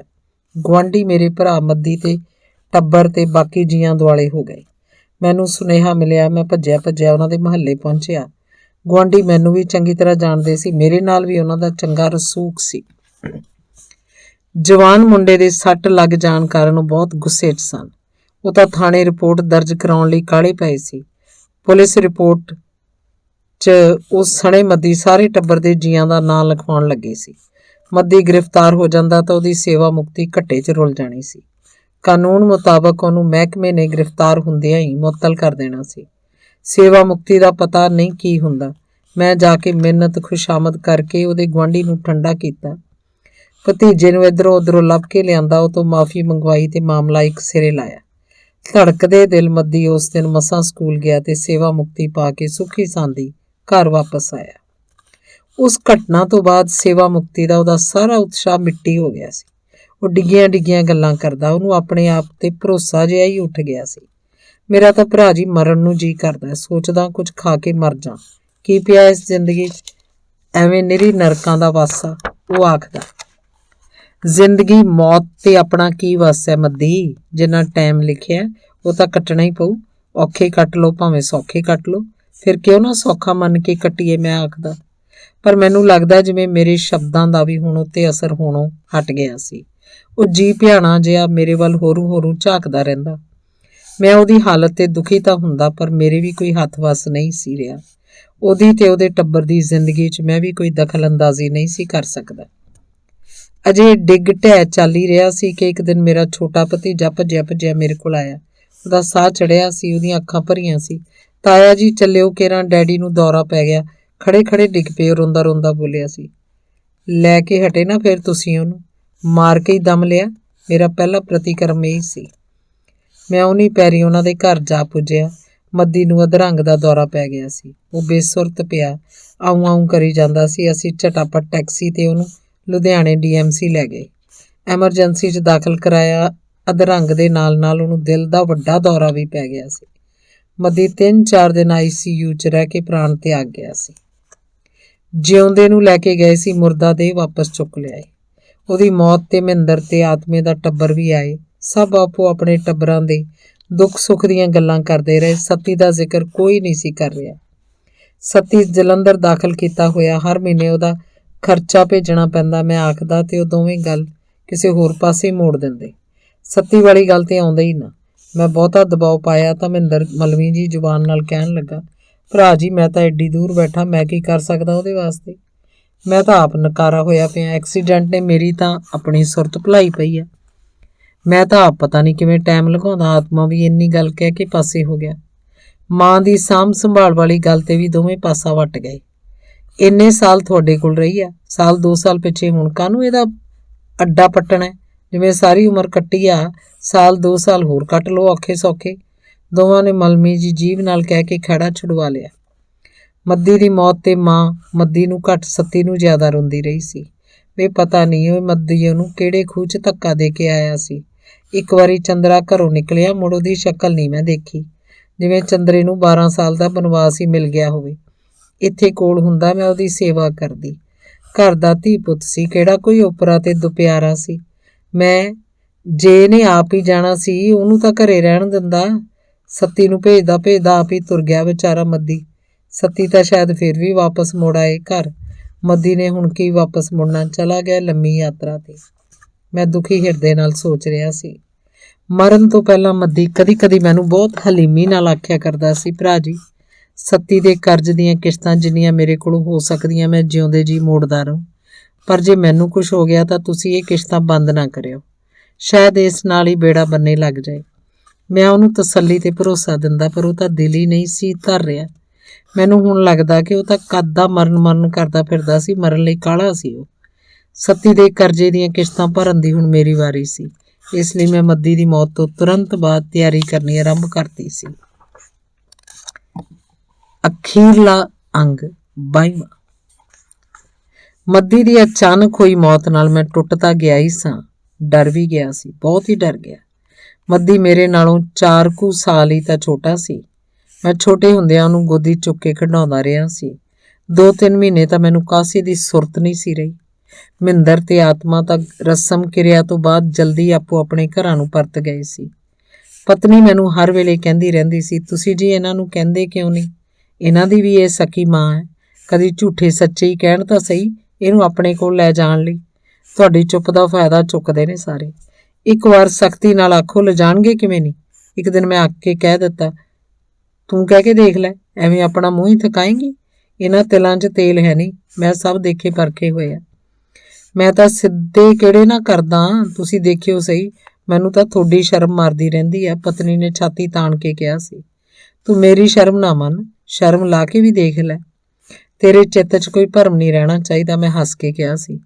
ਪਤਨੀ ਨੇ ਜਾਣ ਵੇਲੇ ਮਹਿੰਦਰ ਨੂੰ ਆਖਿਆ ਸੀ, ਮਹਿੰਦਰਾ ਭਾਈ ਮਾਂ ਨੂੰ ਸਾਰੀ ਉਮਰ ਇੱਥੇ ਸਾਡੇ ਕੋਲ ਲੰਘ ਗਈ, 1-2 ਮਹੀਨਾ ਕਦੀ ਤਾਂ ਆਪਣੇ ਕੋਲ ਲਿਜਾਇਆ ਕਰੋ, ਮਾਂ ਹੈ ਫਿਰ ਵੀ ਤੁਹਾਡੀ। ਹਾਂ ਭਾਬੀ ਹਾਂ, ਜ਼ਰੂਰ, ਕਿਉਂ ਨਹੀਂ, ਬਸ ਇਹ 31 ਮਾਰਚ ਲੰਘ ਲੈਣ ਦੇ। ਇਹਨਾਂ ਦਿਨਾਂ 'ਚ ਬੈਂਕਾਂ 'ਚ ਕੰਮ ਬਹੁਤ ਜ਼ੋਰ ਦਾ ਹੁੰਦਾ ਹੈ। ਸਟਾਫ ਘੱਟ ਹੋਣ ਕਰਕੇ ਅੱਧੀ ਰਾਤ ਤਾਈਂ ਕੰਮ ਕਰਨਾ ਪੈਂਦਾ। ਬਸ ਆਹ ਦਿਨ ਲੰਘ ਲੈਣ ਦੇ, ਫਿਰ ਮੈਂ ਆਪੇ ਆ ਕੇ ਮਾਂ ਨੂੰ ਆਪਣੇ ਕੋਲ ਲੈ ਜਾਊਂ। ਮਹੀਨਾ 2 ਮਹੀਨੇ ਫੇਰ ਆਊਂ। ਇਹਨਾਂ ਦੇ ਜਾਣ ਤੋਂ ਬਾਅਦ ਮੈਂ ਪਤਨੀ ਨੂੰ ਛੇੜਦੇ ਆਖਿਆ ਸੀ, ਕਿਉਂ ਲੈ ਲਿਆ ਸਵਾਦ? ਐਵੇਂ ਮੂੰਹ ਹੀ ਦੁਖਾਇਆ ਨਾ ਕਹਿ ਕੇ। ਮੈਂ ਜਾਣਦਾ ਇਹਨਾਂ ਚਿੱਚੜਾਂ ਨੂੰ, ਐਵੇਂ ਮੂੰਹ ਮੁਲਾਜੇ ਤੋਂ ਵੀ ਜਾਵਾਂਗੇ। ਇਹ ਤਾਂ ਪੱਕੇ ਬੇਸ਼ਰਮ ਨੇ, ਸਾਲੇ ਢੀਠ ਕਿਤੋਂ ਦੇ। ਪਤਨੀ ਹੇਠੀ ਜੀ ਮਨ ਦੀ ਚੁੱਪ ਹੋ ਗਈ। ਕੋਈ 3 ਮਹੀਨੇ ਬਾਅਦ ਇੱਕ ਫੋਨ ਕਾਲ ਆਈ ਸੀ। ਮੈਂ ਰਿਸੀਵਰ ਚੁੱਕਿਆ। ਅਗਲਾ ਬੰਦਾ ਕਹਿ ਰਿਹਾ ਸੀ, ਬਾਊ ਜੀ ਮੈਂ ਅਪਾਹਜ ਆਸ਼ਰਮ ਤੋਂ ਅਸ਼ੋਕ ਕੁਮਾਰ ਸਹਾਇਕ ਮੈਨੇਜਰ ਬੋਲ ਰਿਹਾ। ਤੁਸੀਂ 3 ਮਹੀਨੇ ਤੋਂ ਫੇਰਾ ਹੀ ਨਹੀਂ ਮਾਰਿਆ। ਬਾਊ ਸਤਪਾਲ ਜੀ ਤੁਹਾਨੂੰ ਬਹੁਤ ਯਾਦ ਕਰਦੇ ਆ, ਗੇੜਾ ਛੇੜਾ ਮਾਰਦੇ ਹੀ ਰਿਹਾ ਕਰੋ ਜੀ। ਅਸ਼ੋਕ ਜੀ ਬਹੁਤ ਭੈੜੀ ਖਬਰ ਆ। ਬਾਊ ਮਦਨ ਲਾਲ ਜੀ 3 ਕੁ ਮਹੀਨੇ ਪਹਿਲਾਂ ਸੁਰਗਵਾਸ ਹੋ ਗਏ ਆ। ਅਸੀਂ ਉਹਨਾਂ ਦੇ ਕਿਰਿਆਕਰਮ 'ਚ ਹੀ ਰੁੱਝੇ ਰਹੇ ਹਾਂ। ਇੱਧਰ ਤਾਂ ਕਿਸੇ ਦਾ ਧਿਆਨ ਹੀ ਨਹੀਂ ਗਿਆ। ਕੋਈ ਨਹੀਂ, ਹੁਣ ਮੈਂ ਆਇਆ ਕਰੂੰ, ਜਲਦੀ ਮਾਰੂ ਗੇੜਾ, ਫਿਕਰ ਨਾ ਕਰਿਓ, ਮੈਂ ਕਹਿਤਾ ਸੀ। ਉਹ ਮਦਨ ਜੀ ਦੀ ਮ੍ਰਿਤੂ ਦਾ ਸੁਣ ਕੇ ਬਹੁਤ ਅਫਸੋਸ ਹੋਇਆ ਬਾਊ ਜੀ। ਬਹੁਤ ਚੰਗੇ ਬੰਦੇ ਸੀ ਉਹ, ਬਹੁਤ ਹੀ ਮਿਲਣਸਾਰ। ਰੱਬ ਚੰਗੇ ਬੰਦਿਆਂ ਨੂੰ ਪ੍ਰਿਥਵੀ ਤੋਂ ਕਿਉਂ ਨਹੀਂ ਰਹਿਣ ਦਿੰਦਾ ਭਲਾ। ਮੈਂ ਮਦਨ ਲਾਲ ਜੀ ਦੇ ਘਰ ਵੀ ਫੋਨ ਕੀਤਾ ਸੀ, ਕਿਸੇ ਨੇ ਚੁੱਕਿਆ ਹੀ ਨਹੀਂ। ਤੁਹਾਡਾ ਨੰਬਰ ਵੀ ਉਹ ਸਾਨੂੰ ਲਿਖਾ ਗਏ ਸੀ। ਤੁਹਾਡਾ ਨਾਂ ਰਾਮ ਕੁਮਾਰ ਹੈ ਨਾ ਜੀ? ਹਾਰ ਕੇ ਤੁਹਾਡਾ ਨੰਬਰ ਮਿਲਾਇਆ ਸੀ। ਸਤਪਾਲ ਬਾਊ ਜੀ ਥੋੜਾ ਉਧਰੇ ਹੋਏ ਆ, ਜਲਦੀ ਆਇਓ। ਚੰਗਾ ਜੀ, ਨਮਸਕਾਰ। ਮਦਨ ਜੀ ਨੂੰ ਕੌਣ ਉਡੀਕਦਾ ਹੈ? ਉਹਦੇ ਪੈਸਿਆਂ ਨੂੰ ਉਡੀਕਦੇ ਹੋਣਗੇ, ਮੈਂ ਮਨ ਹੀ ਮਨ ਸੋਚ ਰਿਹਾ। ਅਪਾਹਜ ਆਸ਼ਰਮ ਤੋਂ ਫੋਨ ਆਉਣ ਤੇ ਮੇਰੇ ਮਨ ਤੇ ਬੋਝ ਜਿਹਾ ਪੈ ਗਿਆ ਸੀ। ਮੈਂ ਖੁਦ ਨੂੰ ਦੋਸ਼ੀ ਮਹਿਸੂਸ ਕਰਨ ਲੱਗ ਪਿਆ ਸੀ। ਡਰ ਵੀ ਲੱਗਣ ਲੱਗ ਪਿਆ ਸੀ ਕਿ ਦੇਰੀ ਕਰਨ ਨਾਲ ਕਿਤੇ ਉਹ ਸੱਤੀ ਦੀ ਟਿੰਡ ਫੌੜੀ ਚੁਕਾ ਕੇ ਵਾਪਸ ਹੀ ਨਾ ਘੱਲ ਦੇਣ। ਕਿਤੇ ਮੁੜ ਸੱਤੀ ਦਾ ਸਿਆਪਾ ਮੇਰੇ ਗਾਲੀ ਨਾ ਪੈ ਜਾਏ। ਘੱਟੋ ਘੱਟ ਹੁਣ ਇੱਕ ਪਾਸੇ ਤਾਂ ਲੱਗਿਆ ਹੋਇਆ ਸੀ, ਨਾ ਕੋਈ ਚੈਂ ਨਾ ਟੈਂ ਟੈਂ। 200-400 ਰੁਪਏ ਮਹੀਨੇ 'ਚ ਕੀ ਮਹਿੰਗਾ ਸੀ ਇੱਥੇ? ਉਹਨੂੰ ਮੁੜ ਕੌਣ ਸਾਂਭਦਾ ਫਿਰੂ? ਇਹ ਤੋਂ ਪਹਿਲਾਂ ਕਿ ਆਸ਼ਰਮ ਤੋਂ ਕੋਈ ਹੋਰ ਫੋਨ ਆਉਂਦਾ, ਮੈਂ ਸੱਤੀ ਨੂੰ ਮਿਲਣ ਜਲੰਧਰ ਚਲਾ ਗਿਆ। ਪਤਾ ਨਹੀਂ ਮੈਨੂੰ ਮੱਦੀ ਨੇ ਦੱਸਿਆ ਹੋਇਆ ਸੀ। ਆਸ਼ਰਮ ਪਹੁੰਚਿਆ ਤਾਂ ਸਾਹਮਣੇ ਵੱਡਾ ਗੇਟ ਖੁੱਲ੍ਹਾ ਸੀ, ਪਰ ਉਹਦੇ ਗੇਟ ਤੇ ਇੱਕ ਬਾਵਰਚੀ ਬਾਵਰਦੀ ਫੌਜੀ ਪਹਿਰੇ ਤੇ ਖਲੋਤਾ ਸੀ। ਇਹਦੀ ਅੱਖ ਬਚਾ ਕੇ ਸੱਤੀ ਕਿਵੇਂ ਮੰਗਣ ਲਈ ਬਾਹਰ ਨਿਕਲ ਜਾਂਦਾ ਹੋ? ਇੰਪੋਸੀਬਲ, ਮੈਂ ਪਲ ਦੀ ਪਲ ਸੋਚ ਗਿਆ ਸੀ। ਮੈਂ ਉਹਨੂੰ ਅਸ਼ੋਕ ਕੁਮਾਰ ਬਾਰੇ ਪੁੱਛਿਆ ਤਾਂ ਉਹਨੇ ਸਾਹਮਣੇ ਦਫ਼ਤਰਨੁਮਾ ਇਮਾਰਤ ਵੱਲ ਇਸ਼ਾਰਾ ਕਰ ਦਿੱਤਾ। ਵਰਾਂਡੇ 'ਚ ਕੁਝ ਸੋਫੇ ਪਏ ਸੀ। ਵੱਡੇ ਮੇਜ਼ ਤੇ ਆਲੇ ਦੁਆਲੇ 4 ਕੁਰਸੀਆਂ ਲੱਗੀਆਂ ਸੀ। ਇੱਕ ਵੱਡੀ ਕੁਰਸੀ ਤੇ ਪਤਲਾ ਜਿਹਾ ਇੱਕ ਨੌਜਵਾਨ ਬੈਠਾ ਸੀ। ਅਸ਼ੋਕ ਕੁਮਾਰ ਜੀ, ਮੈਂ ਉਹਨੂੰ ਪੁੱਛਿਆ। ਉਹ ਮੈਨੂੰ ਆਇਆ ਵੇਖ ਉੱਠ ਕੇ ਖੜਾ ਹੋ ਗਿਆ। ਤਪਾਕ ਨਾਲ ਹੱਥ ਮਿਲਾਉਂਦਿਆਂ ਪੁੱਛਣ ਲੱਗਾ, ਬਾਊ ਸਤਪਾਲ ਦੇ ਬ੍ਰਦਰ ਰਾਮ ਕੁਮਾਰ ਜੀ? ਹਾਂਜੀ ਹਾਂਜੀ, ਮੈਂ ਵੀ ਉਸੇ ਰੌਂ 'ਚ ਕਹਿਤਾ। ਬੈਠੋ ਜੀ, ਅਸੀਂ ਤੁਹਾਨੂੰ ਹੀ ਉਡੀਕ ਰਹੇ ਸੀ। ਬਹੁਤ ਦੇਰ ਤੋਂ ਤੁਹਾਡੇ ਵੱਲੋਂ ਕੋਈ ਆਇਆ ਨਹੀਂ ਸੀ। ਅਸ਼ੋਕ ਕੁਮਾਰ ਬੋਲਿਆ। ਨਹੀਂ ਜੀ, ਐਸੀ ਤਾਂ ਕੋਈ ਗੱਲ ਨਹੀਂ ਜੀ। ਉਹ ਮਦਨ ਲਾਲ ਦੀ ਡੈਥ ਕਾਰਨ ਉਲਝੇ ਰਹੇ ਹੋਣਾ ਤਾਂ ਸੀਗਾ ਹੀ, ਮੈਂ ਕਹਿਤਾ। ਸਾਨੂੰ ਜੀ ਇੱਥੇ ਬਹਿ ਕੇ ਇਹਨਾਂ ਗੱਲਾਂ ਦੇ ਬਹੁਤ ਕੌੜੇ ਤਜਰਬੇ ਹੋਏ ਨੇ। ਮਾਈਂਡ ਨਾ ਕਰਨਾ ਬਾਊ ਜੀ, ਮੈਂ ਤੁਹਾਡੀ ਗੱਲ ਨਹੀਂ ਕਰ ਰਿਹਾ। ਕਈ ਤਾਂ ਮਰੀਜ਼ ਨੂੰ ਇੱਥੇ ਭਰਤੀ ਕਰਵਾ ਕੇ ਮੁੜ ਉੱਕਾ ਹੀ ਨਹੀਂ ਵਾਚਦੇ। ਬਾਰ-ਬਾਰ ਫੋਨ ਕਰਨ ਤੇ ਵੀ ਸ਼ਕਲ ਤੱਕ ਨਹੀਂ ਦਿਖਾਉਂਦੇ। ਸਕੇ ਤੋਂ ਸਕੇ ਤੇ ਨੇੜਲੇ ਤੋਂ ਨੇੜਲੇ ਰਿਸ਼ਤੇਦਾਰ ਨੂੰ ਗਲੇ ਸੜੇ ਪੱਤੇ ਵਾਂਗ ਸੁੱਟ ਕੇ ਉਹ ਜਾਂਦੇ ਆ। ਦੁਨੀਆ ਦਾ ਤਾਂ ਬੇੜਾ ਹੀ ਡੁੱਬਿਆ ਪਿਆ ਬਾਊ ਜੀ। ਅਸ਼ੋਕ ਕੁਮਾਰ ਦੀਆਂ ਗੱਲਾਂ ਮੈਨੂੰ ਸੂਲੀ ਵਾਂਗ ਚੁੱਭ ਰਹੀਆਂ ਸੀ। ਦੇਖਿਆ ਜਾਏ ਤਾਂ ਅਸੀਂ ਵੀ ਤਾਂ ਇਹੋ ਕੁਝ ਕੀਤਾ ਸੀ। ਆਪਣੇ ਸਕੇ ਭਰਾ ਨੂੰ ਆਪ ਸਾਂਭਣ ਦੀ ਥਾਂ ਇੱਥੇ ਤਾੜ ਗਏ ਸੀ। ਕੋਈ ਚਾਹ ਪਾਣੀ? ਉਹ ਸ਼ਿਸ਼ਟਾਚਾਰ ਵਜੋਂ ਚਲਾਵੇਂ ਜਿਹੇ ਸ਼ਬਦਾਂ 'ਚ ਪੁੱਛਿਆ। ਨਹੀਂ ਜੀ ਨਹੀਂ, ਮਿਹਰਬਾਨੀ, ਸਭ ਠੀਕ ਹੈ, ਮੈਂ ਕਹਿਤਾ। ਆਓ ਚੱਲੀਏ। ਆਖੋ ਉੱਠ ਕੇ ਮੇਰੇ ਨਾਲ ਤੁਰ ਪਿਆ। ਥੋੜ੍ਹੀ ਦੂਰ ਤੇ ਇੱਕ ਲੰਮਾ ਹਾਲ ਸੀ। ਉੱਤੋਂ ਉਰਾਂ ਹੀ 2-4 ਮੱਝਾਂ ਖਲੋਤੀਆਂ ਸੀ। ਕੋਲ ਟੋਕੇ ਵਾਲੀ ਮਸ਼ੀਨ ਚੱਲ ਰਹੀ ਸੀ। ਚਾਰਾ ਕੁਤਰ ਗੜੈਂ ਹੇਠਾਂ ਡਿੱਗ ਰਿਹਾ ਸੀ। ਉਹ ਤੋਂ ਅੱਗੇ ਖਾਲੀ ਥਾਂ ਤੇ ਗੰਦੇ ਜਿਹੇ ਲੀੜੇ ਪਹਿਨੀ 4 ਕੁ ਬਿਰਧ ਔਰਤਾਂ ਬੈਠੀਆਂ ਸੀ। ਉਹਨਾਂ ਦੇ ਪੀਲੇ ਤੇ ਬੇਹਿੱਸ ਚਿਹਰਿਆਂ ਤੋਂ ਉਹਨਾਂ ਦੀ ਲਾਚਾਰੀ ਤੇ ਮਜਬੂਰੀ ਪੂਰੀ ਤਰ੍ਹਾਂ ਪ੍ਰਗਟ ਹੋ ਰਹੀ ਸੀ। ਉਸ ਤੋਂ ਅਗਾਂਹ ਹਾਲ ਦਾ ਗੇਟ ਸੀ। ਅਸੀਂ ਗੇਟ ਰਾਹੀਂ ਅੰਦਰ ਵੜੇ ਤਾਂ ਇੱਕ ਫੁਲਵਹਿਰੀ ਨਿਕਲਿਆ ਲੰਮਾ ਜਿਹਾ ਬੰਦਾ ਭੱਜ ਕੇ ਸੱਤੀ ਦੇ ਬੈੱਡ ਕੋਲ ਪਹੁੰਚ ਗਿਆ ਸੀ। ਹਾਲ ਦਾ ਫਰਸ਼ ਥਾਂ ਤੋਂ ਟੁੱਟਿਆ ਸੀ। ਕੰਧਾਂ ਵੀ ਸਿੱਲ ਨਾਲ ਭਰੀਆਂ ਪਈਆਂ ਸੀ। ਸਿੱਲ ਕਾਰਨ ਕੰਧਾਂ ਦੀ ਕਲੀ ਜਗ੍ਹਾ ਤੋਂ ਲੱਥੀ ਹੋਈ ਸੀ। ਕੰਧਾਂ ਤੇ ਭਾਂਤ ਦੇ ਉਗੜ-ਦੁਗੜ ਨਕਸ਼ੇ ਜਿਹੇ ਬਣੇ ਹੋਏ ਸੀ। ਅਸੀਂ ਸੱਤੀ ਦੇ ਬੈੱਡ ਕੋਲ ਪਹੁੰਚੇ ਤਾਂ ਉਹ ਲੰਮਾ ਪਿਆ ਹੋਇਆ ਸੀ। ਉਹਦੇ ਸਿਰਹਾਣੇ ਇੱਕ ਗੰਦੀ ਚਿੱਕੜ ਰਜਾਈ ਲਪੇਟ ਕੇ ਰੱਖੀ ਸੀ। ਉਸ ਉੱਤੇ ਇੱਕ ਪੁਰਾਣਾ ਪਾਟਿਆ ਕੰਬਲ ਵੀ ਤਹਿ ਲਾ ਕੇ ਰੱਖਿਆ ਸੀ। ਉਹਦੇ ਸਿਰ ਦੇ ਵਾਲ ਤੇ ਹੱਥਾਂ ਦੇ ਨਹੁੰ ਕਾਫੀ ਵਧੇ ਸੀ। ਪਿੰਡੇ ਤੇ ਥਾਂ ਮੈਲ ਜੰਮੀ ਪਈ ਸੀ। ਅੱਖਾਂ ਗਿੱਡ ਨਾਲ ਭਰੀਆਂ ਪਈਆਂ ਸੀ। ਹੇ ਪ੍ਰਭੂ ਰਹਿਮ ਕਰੀ, ਮੇਰੇ ਮਨ 'ਚੋਂ ਇੱਕਦਮ ਆਵਾਜ਼ ਆਈ ਸੀ। ਪਰ ਫਿਰ ਪਲ ਦੀ ਪਲ ਜਿਵੇਂ ਮੈਨੂੰ ਇੱਕ ਹੋਰ ਵਿਅੰਗ ਭਰੀ ਝਾੜ ਜੀ ਸੁਣੀ ਹੋਵੇ। ਪ੍ਰਭੂ ਨੇ ਕਾਹਦਾ ਰਹਿਮ ਕਰਨਾ ਹੈ, ਰਹਿਮ ਤਾਂ ਤੁਸੀਂ ਕਰੋ ਇਸ ਗਰੀਬ ਤੇ। ਦੇਖੋ ਕਿਹੜੇ ਹਾਲ 'ਚ ਤੁਸੀਂ ਇਹਨੂੰ ਛੱਡਿਆ ਹੋਇਆ। ਇੱਕਦਮ ਮੇਰੇ ਮਨ ਤੇ ਇੱਕ ਤਰ੍ਹਾਂ ਦੀ ਦੋਸ਼ੀ ਭਾਵਨਾ ਭਾਰੂ ਹੋ ਗਈ ਸੀ। ਫੁਲਵੈਰੀ ਵਾਲਾ ਬੰਦਾ ਸਾਡੇ ਮੂਹਰੇ ਖਲੋ ਕੇ ਕਾਲੀ ਕਾਲੀ ਬੋਲਣ ਲੱਗ ਪਿਆ ਸੀ।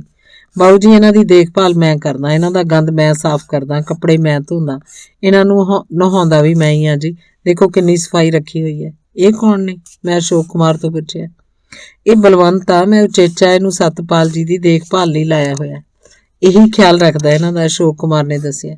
ਇਹਦੇ ਨਹੁੰ ਤਾਂ ਕਟਵਾਓ, ਹਜਾਮਤ ਵੀ ਹੋਣ ਵਾਲੀ ਹੈ। ਮੈਂ ਕਿਹਾ ਹਾਂਜੀ ਹਾਂਜੀ, ਐਤਕੀ ਨਾਈ ਨਹੀਂ ਆਇਆ ਕਿੰਨੇ ਦਿਨਾਂ ਤੋਂ, ਉਹ ਆਉਂਦੇ ਤਾਂ ਕਰਵਾ ਦਿੰਨੇ ਆ ਇਹ ਸਾਰਾ ਕੰਮ। ਅਸ਼ੋਕ ਕੁਮਾਰ ਨੇ ਗੱਲ ਟਾਲਣ ਦੇ ਲਹਿਜੇ 'ਚ ਆਖਿਆ। ਸਫਾਈ ਥੋੜੀ ਹੋਰ ਕਰਵਾਇਆ ਕਰੋ, ਕਈ ਬਿਮਾਰੀਆਂ ਤਾਂ ਲੱਗਦੀਆਂ ਹੀ ਸਫਾਈ ਤੋਂ ਬਗੈਰ ਨੇ, ਕਈ ਛੂਤ ਦੇ ਰੋਗ ਲੱਗ ਸਕਦੇ ਨੇ। ਮੈਂ ਐਵੇਂ ਸਿਆਣਪ ਜੀ ਘੋਟਦਿਆਂ ਕਿਹਾ। ਹਾਂਜੀ ਹਾਂਜੀ, ਕੋਸ਼ਿਸ਼ ਤਾਂ ਕਰੀ ਦੀ ਹੈ, ਨਵਾਂ ਹਾਲ ਵੀ ਬਣ ਰਿਹਾ, ਉਸ 'ਚ ਅਮਰੀਕਨ ਫਲਸ਼ਾਂ ਫਿੱਟ ਕਰਵਾ ਰਹੇ ਹਾਂ। ਇਹ ਸਾਰੇ ਮਰੀਜ਼ ਫਿਰ ਉੱਧਰ ਸ਼ਿਫਟ ਕਰ ਦਿਆਂਗੇ, ਬਹੁਤ ਹਵਾਦਾਰ ਤੇ ਸੋਹਣਾ ਹਾਲ ਬਣਾ ਰਹੇ ਹਾਂ ਜੀ, ਅਸ਼ੋਕ ਕੁਮਾਰ ਦੱਸ ਰਿਹਾ ਸੀ। ਇਹ ਸਾਰਾ ਦਿਨ ਲੇਟਿਆ ਹੀ ਰਹਿੰਦਾ ਕਿ ਕਦੀ ਕਦਾਈ ਤੁਰਨ ਦੀ ਵੀ ਕੋਸ਼ਿਸ਼ ਕਰਦਾ? ਮੈਂ ਪੁੱਛਿਆ। ਤੁਰਨ ਦੀ ਕੋਸ਼ਿਸ਼ ਤਾਂ ਨਹੀਂ ਕਰਦੇ ਜੀ, ਹਾਂ ਘਿਸਟ ਕੇ ਉਸ ਪਿੱਪਲ ਹੇਠਾਂ ਚਲੇ ਜਾਂਦੇ ਆ, ਥੋੜੀ ਦੇਰ ਬਹਿ ਕੇ ਵਾਪਸ ਹੀ ਆ ਜਾਂਦੇ ਆ, ਅਸ਼ੋਕ ਕੁਮਾਰ ਨੇ ਕਿਹਾ। ਇਹ ਬਹੁਤ ਨਪੈਥਰ ਬੰਦਾ ਹੈ, ਮਿਹਨਤ ਕਰਨ ਤੋਂ ਹਮੇਸ਼ਾ ਭੱਜਦਾ ਰਿਹਾ। ਤੁਸੀਂ ਡਾਂਟ ਕੇ ਕਹੋਗੇ ਤਾਂ ਸ਼ਾਇਦ ਤੁਰਨ ਦੀ ਹਿੰਮਤ ਕਰ ਲਏ। ਉਹਨਾਂ ਚਿਰ ਇਹਦਾ ਖਾਣਾ ਪੀਣਾ ਬੰਦ ਕਰ ਦਿਆ ਕਰੂ, ਜਦੋਂ ਤੱਕ ਤੁਰ ਕੇ ਇੱਕ ਚੱਕਰ ਪੂਰਾ ਨਾ ਲਾ ਲਵੇ। ਤੁਸੀਂ ਮੈਨੇਜਰ ਸਾਹਿਬ ਇਹਦੇ ਤੇ ਸਖਤੀ ਕਰੋ, ਆਪਾਂ ਇਹਨੂੰ ਤੁਰਨ ਲਾਉਣਾ ਹੈ। ਰੋਟੀਆਂ ਤਾਂ ਉੱਥੇ ਵੀ ਡੱਫੀ ਜਾਂਦਾ ਸੀ। ਇਹ ਮੈਂ ਖਿੱਚ ਗਿਆ ਸੀ। ਬਾਊ ਜੀ, ਇਹ ਤਾਂ ਪਹਿਲਾਂ ਹੀ ਮਰੇ ਪਏ ਆ, ਇਹਨਾਂ ਤੇ ਹੋਰ ਸਖਤੀ ਕਰਕੇ ਕੀ ਕਰੀਏ, ਇਹ ਤਾਂ ਕੁਦਰਤ ਦੇ ਹੀ ਮਾਰੇ ਪਏ ਆ, ਅਸ਼ੋਕ ਨੇ ਤਰਸ ਦੀ ਭਾਵਨਾ ਜਤਲਾਉਂਦੇ ਹੋਏ ਕਿਹਾ। ਪਰ ਫਿਰ ਵੀ ਆਪਾਂ ਇਹਨੂੰ ਤੰਦਰੁਸਤ ਵੀ ਤਾਂ ਕਰਨਾ ਹੈ, ਇੱਥੇ ਹੀ ਤਾਂ ਨਹੀਂ ਸਾਰੀ ਉਮਰ ਕੱਟਣੀ ਇਹਨੇ। ਮੈਂ ਫੇਰ ਕਿਹਾ। ਇੱਥੇ ਆ ਕੇ ਕੋਈ ਵਾਪਸ ਤਾਂ ਕਦੇ ਗਿਆ ਨਹੀਂ ਬਾਊ ਜੀ, ਇਹਨਾਂ ਦੀ ਤਕਦੀਰ ਚੰਗੀ ਹੋਈ ਤਾਂ ਕੀ ਕਹਿ ਸਕਦੇ ਹਾਂ। ਅਸ਼ੋਕ ਕੁਮਾਰ ਹੱਸ ਪਿਆ ਸੀ, ਉਹਦਾ ਹਾਸਾ ਮੇਰੇ ਕੰਡਿਆਂ ਵਾਂਗ ਚੁੱਭ ਗਿਆ। ਬਾਊ ਜੀ ਦੀ ਸੁਤਾ ਖਾਣ ਪੀਣ 'ਚ ਬਹੁਤੀ ਰਹਿੰਦੀ ਹੈ, ਹਰ ਵੇਲੇ ਕੁਛ ਨਾ ਕੁਛ ਮੰਗਦੇ ਹੀ ਰਹਿੰਦੇ ਆ, ਠੀਕ ਹੋਣ 'ਚ ਇਹਨਾਂ ਦੀ ਕੋਈ ਦਿਲਚਸਪੀ ਨਹੀਂ ਦਿਸਦੀ, ਅਸ਼ੋਕ ਕੁਮਾਰ ਨੇ ਆਖਿਆ ਸੀ। ਉਹਦੀ ਇਹ ਗੱਲ ਤੇ ਮੈਨੂੰ ਰੋਣ ਦੀ ਥਾਂ ਹਾਸਾ ਆ ਗਿਆ। ਫਿਰ ਵੀ ਖਾਨਦਾਨੀ ਬੰਦਾ ਹੈ ਜੀ, ਖਾਣਾ ਪੀਣਾ ਤਾਂ ਹੋਇਆ ਹੀ, ਮੈਂ ਹੱਸ ਕੇ ਕਿਹਾ। ਉਹ ਤਾਂ ਦਿਸੀ ਜਾਂਦਾ ਹੈ ਜੀ, ਖਾਨਦਾਨੀ ਬੰਦੇ। ਐਤਕੀ ਉਸ ਇੱਕ ਸ਼ਬਦ ਚਿੱਤ ਬੋਲਿਆ ਸੀ। ਮੈਂ 200 ਰੁਪਏ ਬਲਵੰਤ ਨੂੰ ਦਿੱਤੇ, 500 ਰੁਪਏ ਅਸ਼ੋਕ ਕੁਮਾਰ ਨੂੰ ਦਿੱਤੇ। ਬਲਵੰਤ ਨੇ ਰੁਪਏ ਫੜ ਕੇ 5-10 ਵਾਰ ਮੱਥੇ ਨੂੰ ਛੁਆਏ। ਅਸ਼ੋਕ ਕੁਮਾਰ ਨੇ ਰੁਪਏ ਚੁੱਪਚਾਪ ਜੇਬ 'ਚ ਪਾ ਲਏ। ਰਸੀਦ ਨਾ ਮੈਂ ਮੰਗੀ, ਨਾ ਉਹਨੇ ਦਿੱਤੀ। ਜਲੰਧਰੋਂ ਆ ਕੇ ਵੀ ਮੈਂ ਕਈ ਦਿਨ ਬੇਚੈਨ ਰਿਹਾ ਸੀ, ਭੁੱਖ ਹੀ ਮਰ ਗਈ ਸੀ, ਅੰਦਰੋਂ ਅੰਦਰੀ ਖਿਝ ਹੀ ਚੜ੍ਹਦੀ ਰਹਿੰਦੀ। ਅਸੀਂ ਸੱਤੀ ਨਾਲ ਕੀ ਕਰ ਰਹੇ ਸੀ? ਕਿੰਨੇ ਦਿਨ ਇੱਕ ਦੋਸ਼ ਭਾਵਨਾ ਬਾਰ-ਬਾਰ ਮੈਨੂੰ ਅੰਦਰੋਂ ਕੁਤਰਦੀ ਰਹੀ ਸੀ। ਉੱਥੋਂ ਦਾ ਗੰਦਾ ਦ੍ਰਿਸ਼ ਯਾਦ ਕਰਕੇ ਮੈਨੂੰ ਕੁਰੈਤ ਆਉਂਦੀ ਤਾਂ ਮੈਂ ਗਲਾਨੀ ਨਾਲ ਨੱਕੋ ਨੱਕ ਭਰ ਜਾਂਦਾ। ਮੈਂ ਹਰ ਮਹੀਨੇ ਪਹਿਲੀਆਂ ਤਰੀਕਾਂ 'ਚ ਆਸ਼ਰਮ ਦਾ ਗੇੜਾ ਮਾਰ ਕੇ ਆਉਂਦਾ, ਉਹਨਾਂ ਦੇ ਖਰਚੇ ਦਾ ਭੁਗਤਾਨ ਕਰਦਾ, ਸੱਤੀ ਦਾ ਹਾਲ ਚਾਲ ਪੁੱਛਦਾ ਤੇ ਮੁੜ ਆਉਂਦਾ। ਮਾਂ ਪੁੱਛਦੀ, ਕਹਿ ਦਿੰਦਾ ਉਹਦਾ ਕੰਜਰ ਦਾ ਹੀ ਪਤਾ ਲੈਣ ਜਾਣਾ, ਹੋਰ ਮੈਂ ਕੀ ਉੱਥੇ ਪਿਕਨਿਕ ਮਨਾਉਣ ਜਾਣਾ।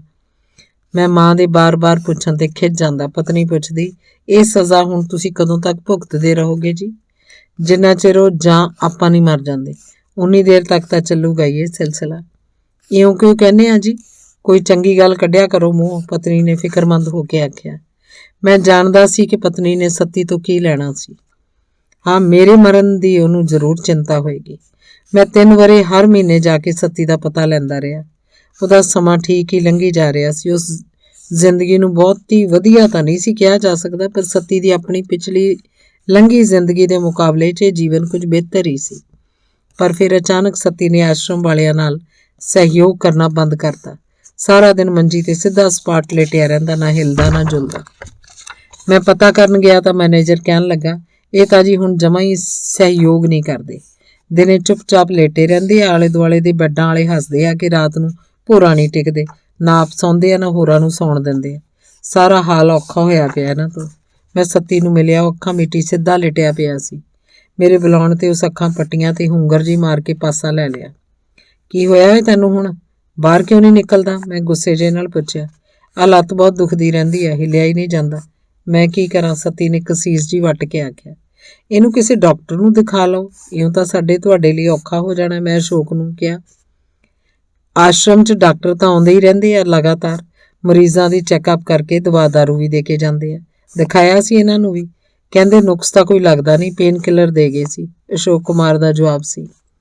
ਕਿਸੇ ਸਪੈਸ਼ਲ ਡਾਕਟਰ ਨੂੰ ਨਾ ਵਿਖਾ ਲਈਏ? ਮੇਰਾ ਮਤਲਬ ਕਿਸੇ ਹੱਡੀਆਂ ਵਾਲੇ ਸਿਆਣੇ ਡਾਕਟਰ ਦੀ ਸਲਾਹ ਲੈ ਲਈਏ।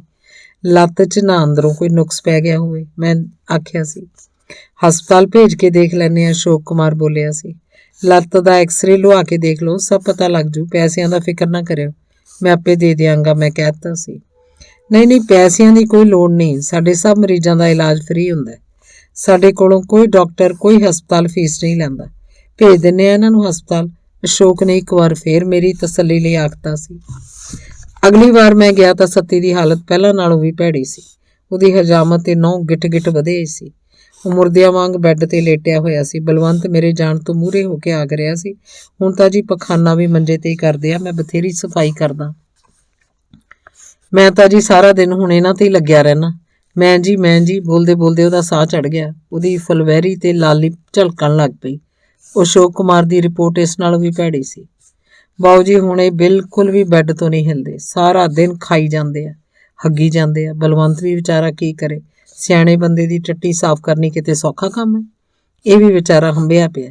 ਕਈ ਵਾਰੀ ਤਾਂ ਸਫਾਈ ਕਰਦਾ ਰੋਣ ਲੱਗ ਪੈਂਦਾ, ਕਈ ਵਾਰੀ ਤਾਂ ਇਹ 'ਤੇ ਵੀ ਤਰਸ ਆਉਣ ਲੱਗ ਪੈਂਦਾ। ਮਜਬੂਰੀ ਬੰਦੇ ਤੋਂ ਕੀ ਕੰਮ ਕਰਵਾਉਣ ਲੱਗ ਪੈਂਦੀ ਹੈ। ਤੁਸੀਂ ਖਾਣ ਨੂੰ ਘੱਟ ਦਿਆ ਕਰੋ ਇਹਨੂੰ, ਖਾਣ ਦਾ ਕੁੱਤਾ ਤਾਂ ਇਹ ਸ਼ੁਰੂ ਤੋਂ ਹੀ ਹੈਗਾ, ਮੈਂ ਗੁੱਸੇ ਨਾਲ ਕਿਹਾ। ਮਰੀਜ਼ ਭੁੱਖਾ ਮਰਦਾ ਵੀ ਤਾਂ ਨਹੀਂ ਦੇਖਿਆ ਜਾਂਦਾ ਬਾਊ ਜੀ, ਬਥੇਰਾ ਸਮਾਨ ਆਉਂਦਾ ਆਸ਼ਰਮ 'ਚ ਦਾਨ ਪੁੰਨ ਦਾ। ਮਰੀਜ਼ਾਂ ਨੂੰ ਨਾ ਦਈਏ ਤਾਂ ਪਿਆ ਪਿਆ ਸੜ ਜੂ, ਇਹਦਾ ਵੀ ਕੀ ਫਾਇਦਾ? ਅਸ਼ੋਕ ਦਾ ਤਰਕ ਸੀ। ਮੈਂ ਦੇਖਿਆ ਸੱਤੀ ਦੇ ਕੁੜਤੇ ਨੂੰ ਕਿਤੇ ਕਿਤੇ ਲਹੂ ਦੇ ਧੱਬੇ ਵੀ ਲੱਗੇ ਸੀ। ਮੈਂ ਉਹਨੂੰ ਬਿਠਾ ਕੇ ਦੇਖਿਆ, ਉਹਦੀ ਪਿੱਠ ਤੇ ਬੈੱਡ ਸੋਰ ਹੋਏ ਪਏ ਸੀ। 3-4 ਚਟਾਕ ਰੁਪਏ ਦੇ ਸਿੱਕੇ ਜਿੱਡੇ ਗੋਲ ਨਜ਼ਰ ਆ ਰਹੇ ਸੀ। ਬੈੱਡ ਸੋਰ ਹੋਏ ਪਏ ਆ, ਤੁਸੀਂ ਫਿਰ ਧਿਆਨ ਕੀ ਰੱਖਦੇ ਹੋ ਮਰੀਜ਼ਾਂ ਦਾ? ਮੈਂ ਗੁੱਸੇ ਨਾਲ ਅਸ਼ੋਕ ਨੂੰ ਪੁੱਛਿਆ। ਬਥੇਰਾ ਪਾਊਡਰ ਸ਼ਾਡਰ ਭੁੱਕੀ ਦਾ ਬਾਊ ਜੀ, ਸਾਡੇ ਕੋਲ ਜੋ ਹੋ ਸਕਦਾ ਅਸੀਂ ਕਰੀ ਜਾਂਦੇ ਹਾਂ। ਮਰੀਜ਼ ਵੀ ਤਾਂ ਕੁਛ ਸਹਿਯੋਗ ਕਰੇ, ਗੰਦਗੀ ਕਿੰਨੀ ਕੁ ਸਾਫ਼ ਹੋ ਸਕਦੀ ਹੈ? ਬੀਟਾਡੀਨ ਵੀ ਲਗਾਈ ਦੀ ਹੈ ਜ਼ਖਮਾਂ ਤੇ, ਅਸ਼ੋਕ ਕੁਮਾਰ ਨੇ ਮਲਵੀਂ ਜੀ ਜੀਭ ਨਾਲ ਆਖਤਾ। ਇਹਨੂੰ ਤੁਸੀਂ ਹਸਪਤਾਲ ਦਾਖਲ ਕਰਾਓ, ਉੱਥੇ ਆਪੇ ਸੰਭਾਲਣਗੇ, ਮੈਂ ਸੁਝਾਅ ਦਿੱਤਾ। ਬਾਊ ਜੀ ਤੁਸੀਂ ਕਿਹੜੀ ਦੁਨੀਆ 'ਚ ਫਿਰਦੇ ਹੋ? ਹਸਪਤਾਲ ਵਾਲੇ ਸਾਡੇ ਨਾਲੋਂ ਜ਼ਿਆਦਾ ਖਿਆਲ ਨਹੀਂ ਰੱਖ ਸਕਦੇ? ਇੱਥੇ ਤਾਂ ਅਸੀਂ ਘਰ ਨਾਲੋਂ ਜ਼ਿਆਦਾ ਸਾਂਭ ਸੰਭਾਲ ਕਰਦੇ ਹਾਂ। ਆਲੇ ਦੁਆਲੇ ਦੇ ਬੈੱਡਾਂ ਵਾਲੇ ਵੀ ਇਹਨਾਂ ਦੀ ਦੇਖਭਾਲ ਕਰਦੇ ਰਹਿੰਦੇ ਆ, ਅਸ਼ੋਕ ਨੇ ਕਹਿਤਾ। ਚਲੋ ਜਿਵੇਂ ਤੁਹਾਨੂੰ ਠੀਕ ਲੱਗੇ, ਤੁਹਾਡਾ ਤਾਂ ਇਹ ਫਰਜ਼ ਵੀ ਹੈ, ਮੈਂ ਆਖਿਆ ਸੀ। ਫਰਜ਼? ਹਾਂਜੀ। ਉਹ ਫਰਜ਼ ਸ਼ਬਦ ਚਿੱਥ ਕੇ ਬੋਲਿਆ। ਮੈਨੂੰ ਲੱਗਾ ਜਿਵੇਂ ਅਸ਼ੋਕ ਮੇਰਾ ਮੂੰਹ ਚੜਾ ਰਿਹਾ ਹੋਵੇ, ਜਿਵੇਂ ਇੱਕ ਹੀ ਸ਼ਬਦ ਰਾਹੀਂ ਉਹਨੇ ਦੁਨੀਆ ਭਰ ਦੇ ਸਾਰੇ ਉਲੰਭੇ ਮੇਰੇ ਮੱਥੇ ਮਾਰੇ ਹੋਣ, ਦੁਨੀਆ ਭਰ ਦਾ ਸਾਰਾ ਅਪਮਾਨ ਮੇਰੀ ਝੋਲੀ 'ਚ ਪਾਤਾ ਹੋਵੇ। ਜਿਵੇਂ ਉਹ ਕਹਿ ਰਿਹਾ ਹੋਵੇ, ਤੁਹਾਡੇ ਸਕੇ ਭਰਾਵਾਂ ਦਾ ਕੋਈ ਫਰਜ਼ ਨਹੀਂ ਰਿਹਾ, ਸਾਰਾ ਫਰਜ਼ ਤਾਂ ਹੁਣ ਆਸ਼ਰਮ ਵਾਲਿਆਂ ਦਾ ਹੀ ਰਹਿ ਗਿਆ। ਮੈਂ ਚੁੱਪਚਾਪ ਵਾਪਸ ਪਰਤ ਆਇਆ ਸੀ। ਕਈ ਦਿਨ ਇੱਕ ਬੋਝ ਜਿਹਾ ਮੇਰੇ ਸਿਰ ਤੇ ਆ ਪਿਆ ਰਿਹਾ। ਹਾਂ, ਸੱਚ ਆਉਣ ਤੋਂ ਪਹਿਲਾਂ ਹੌਸਲਾ ਦੇਣ ਲਈ ਮੈਂ ਮੁੜ ਸੱਤੀ ਨੂੰ ਮਿਲਣ ਲਈ ਉਹਦੇ ਬੈੱਡ ਕੋਲ ਗਿਆ ਸੀ। ਮੇਰੇ ਬੁਲਾਉਣ ਤੇ ਉਸ ਹੁੰਗਰ ਜੀ ਮਾਰ ਕੇ ਕਿਹਾ ਸੀ, ਵੀਰ ਜੀ ਬਚਾ ਲਓ ਮੈਨੂੰ, ਮਾਰ ਦੇਣਗੇ ਸਾਰੇ ਰਲ ਕੇ, ਬਚਾ ਲਓ, ਹਾੜੇ ਹਾੜੇ ਬਚਾ ਲਓ ਮੈਨੂੰ ਵੀਰ ਜੀ। ਮੈਂ ਦੂਰੋਂ ਹੀ ਕਿਹਾ ਸੀ, ਕੋਈ ਨਹੀਂ ਫਿਕਰ ਨਾ ਕਰ, ਕਰਦੇ ਆਂ ਕੁਛ। ਉਸ ਕੋਲੋਂ ਅਜੀਬ ਤਰ੍ਹਾਂ ਦੀ ਦੁਰਗੰਧ ਆ ਰਹੀ ਸੀ। ਪਲ ਦੀ ਪਲ ਮੈਨੂੰ ਇਹ ਵੀ ਭਾਸਿਆ ਕਿ ਇਹਨੂੰ ਕੋਈ ਛੂਤ ਦੀ ਬਿਮਾਰੀ ਨਾ ਲੱਗ ਗਈ ਹੋਵੇ। ਡਰ ਸੀ ਕਿ ਜੇ ਬੈੱਡ ਸੋਰ ਇਦਾਂ ਹੀ ਰਹੇ ਤਾਂ ਮਾਸ ਸੜਨ ਹੀ ਨਾ ਲੱਗ ਪਏ। ਜਦੋਂ ਪਏ ਦੇ ਖੁਰਕ ਹੋਣ ਲੱਗਦੀ ਤਾਂ ਸੱਤੀ ਮਰ ਰਹੇ ਬੰਦੇ ਵਾਂਗ ਬੈੱਡ ਤੇ ਮੇਲਣ ਵੀ ਲੱਗ ਜਾਂਦਾ ਸੀ। ਮੈਂ ਵਾਪਸ ਮੁੜ ਤਾਂ ਆਇਆ ਸੀ, ਪਰ ਮੇਰੀ ਸੁਤਾ ਸੱਤੀ ਵੱਲ ਹੀ ਲੱਗੀ ਰਹੀ ਸੀ। ਮੈਂ ਕਈ ਦਿਨ ਇੱਕ ਬੋਝ ਜਿਹਾ ਵੀ ਚੁੱਕੀ ਫਿਰਦਾ ਰਿਹਾ, ਆਪਣੇ ਹੱਥੀਂ ਸੱਤੀ ਨੂੰ ਮਰਨ ਦਾ ਜਾਂ ਅਜਿਹੇ ਹਾਲਾਤ ਪੈਦਾ ਕਰਨ ਦਾ ਜਿਨ੍ਹਾਂ ਦੇ ਚੱਕਰ 'ਚ ਫਸ ਕੇ ਸੱਤੀ ਮਰਨ ਲਈ ਮਜਬੂਰ ਹੋ ਜਾਏ। ਮਹੀਨਾ ਲੰਘਣ ਵਾਲਾ ਹੋ ਗਿਆ ਸੀ। ਇੱਕ ਦਿਨ ਸਵੇਰੇ ਅਸ਼ੋਕ ਕੁਮਾਰ ਦਾ ਫੋਨ ਆਇਆ। ਬਾਊ ਜੀ, ਸਤਪਾਲ ਜੀ ਦੀ ਹਾਲਤ ਕੁਛ ਠੀਕ ਨਹੀਂ ਲੱਗਦੀ, ਅੱਜ ਰਾਤ ਤੋਂ ਹੀ ਢਿੱਲੇ ਚਲੇ ਆ ਰਹੇ ਨੇ, ਆ ਸਕਦੇ ਆ ਤਾਂ ਆ ਜਾਓ। ਕੋਈ ਨਹੀਂ, ਤੁਸੀਂ ਇਹਨੂੰ ਹਸਪਤਾਲ ਭਰਤੀ ਕਰਾ ਦਿਓ, ਇਲਾਜ ਕਰਾਓ, ਪੈਸੇ ਦੀ ਚਿੰਤਾ ਨਾ ਕਰਨੀ, ਸੀਰੀਅਸ ਮਸਲਾ ਹੋਇਆ ਤਾਂ ਮੈਂ ਆ ਵੀ ਜਾਊਂਗਾ, ਮੈਂ ਟਾਲਾ ਵੱਟਦਿਆਂ ਕਹਿਤਾ। ਠੀਕ ਹੈ ਜੀ, ਅਸੀਂ ਕਰਦੇ ਹਾਂ ਕੁਝ, ਆਖ ਅਸ਼ੋਕ ਨੇ ਫੋਨ ਰੱਖਤਾ। 10 ਕੁ ਵਜੇ ਫੇਰ ਅਸ਼ੋਕ ਦਾ ਫੋਨ ਆਇਆ। ਬਾਊ ਜੀ, ਤੁਹਾਨੂੰ ਜਾਣ ਕੇ ਦੁੱਖ ਹੋਏਗਾ, ਸਤਪਾਲ ਜੀ ਪੂਰੇ ਹੋ ਗਏ ਨੇ, ਸਾਨੂੰ ਉਹਨਾਂ ਦੇ ਮਰਨ ਦਾ ਬਹੁਤ ਅਫਸੋਸ ਹੈ। ਜਿਵੇਂ ਤੁਸੀਂ ਠੀਕ ਸਮਝੋ ਕਰ ਲੈਣਾ, ਸਾਨੂੰ ਕਹੋਗੇ ਤਾਂ ਅਸੀਂ ਉਹਨਾਂ ਦੇ ਦਾਹ ਸੰਸਕਾਰ ਦਾ ਪ੍ਰਬੰਧ ਆਸ਼ਰਮ ਵੱਲੋਂ ਕਰ ਦਾਂਗੇ। ਜੇ ਤੁਸੀਂ ਕਰਨਾ ਤਾਂ ਜਿਵੇਂ ਤੁਹਾਡੀ ਇੱਛਾ। ਇਸ ਖਬਰ ਨਾਲ ਪਲ ਦੀ ਪਲ ਤਾਂ ਸੱਤੀ ਵੱਲੋਂ ਮੈਨੂੰ ਰਾਹਤ ਮਿਲੀ।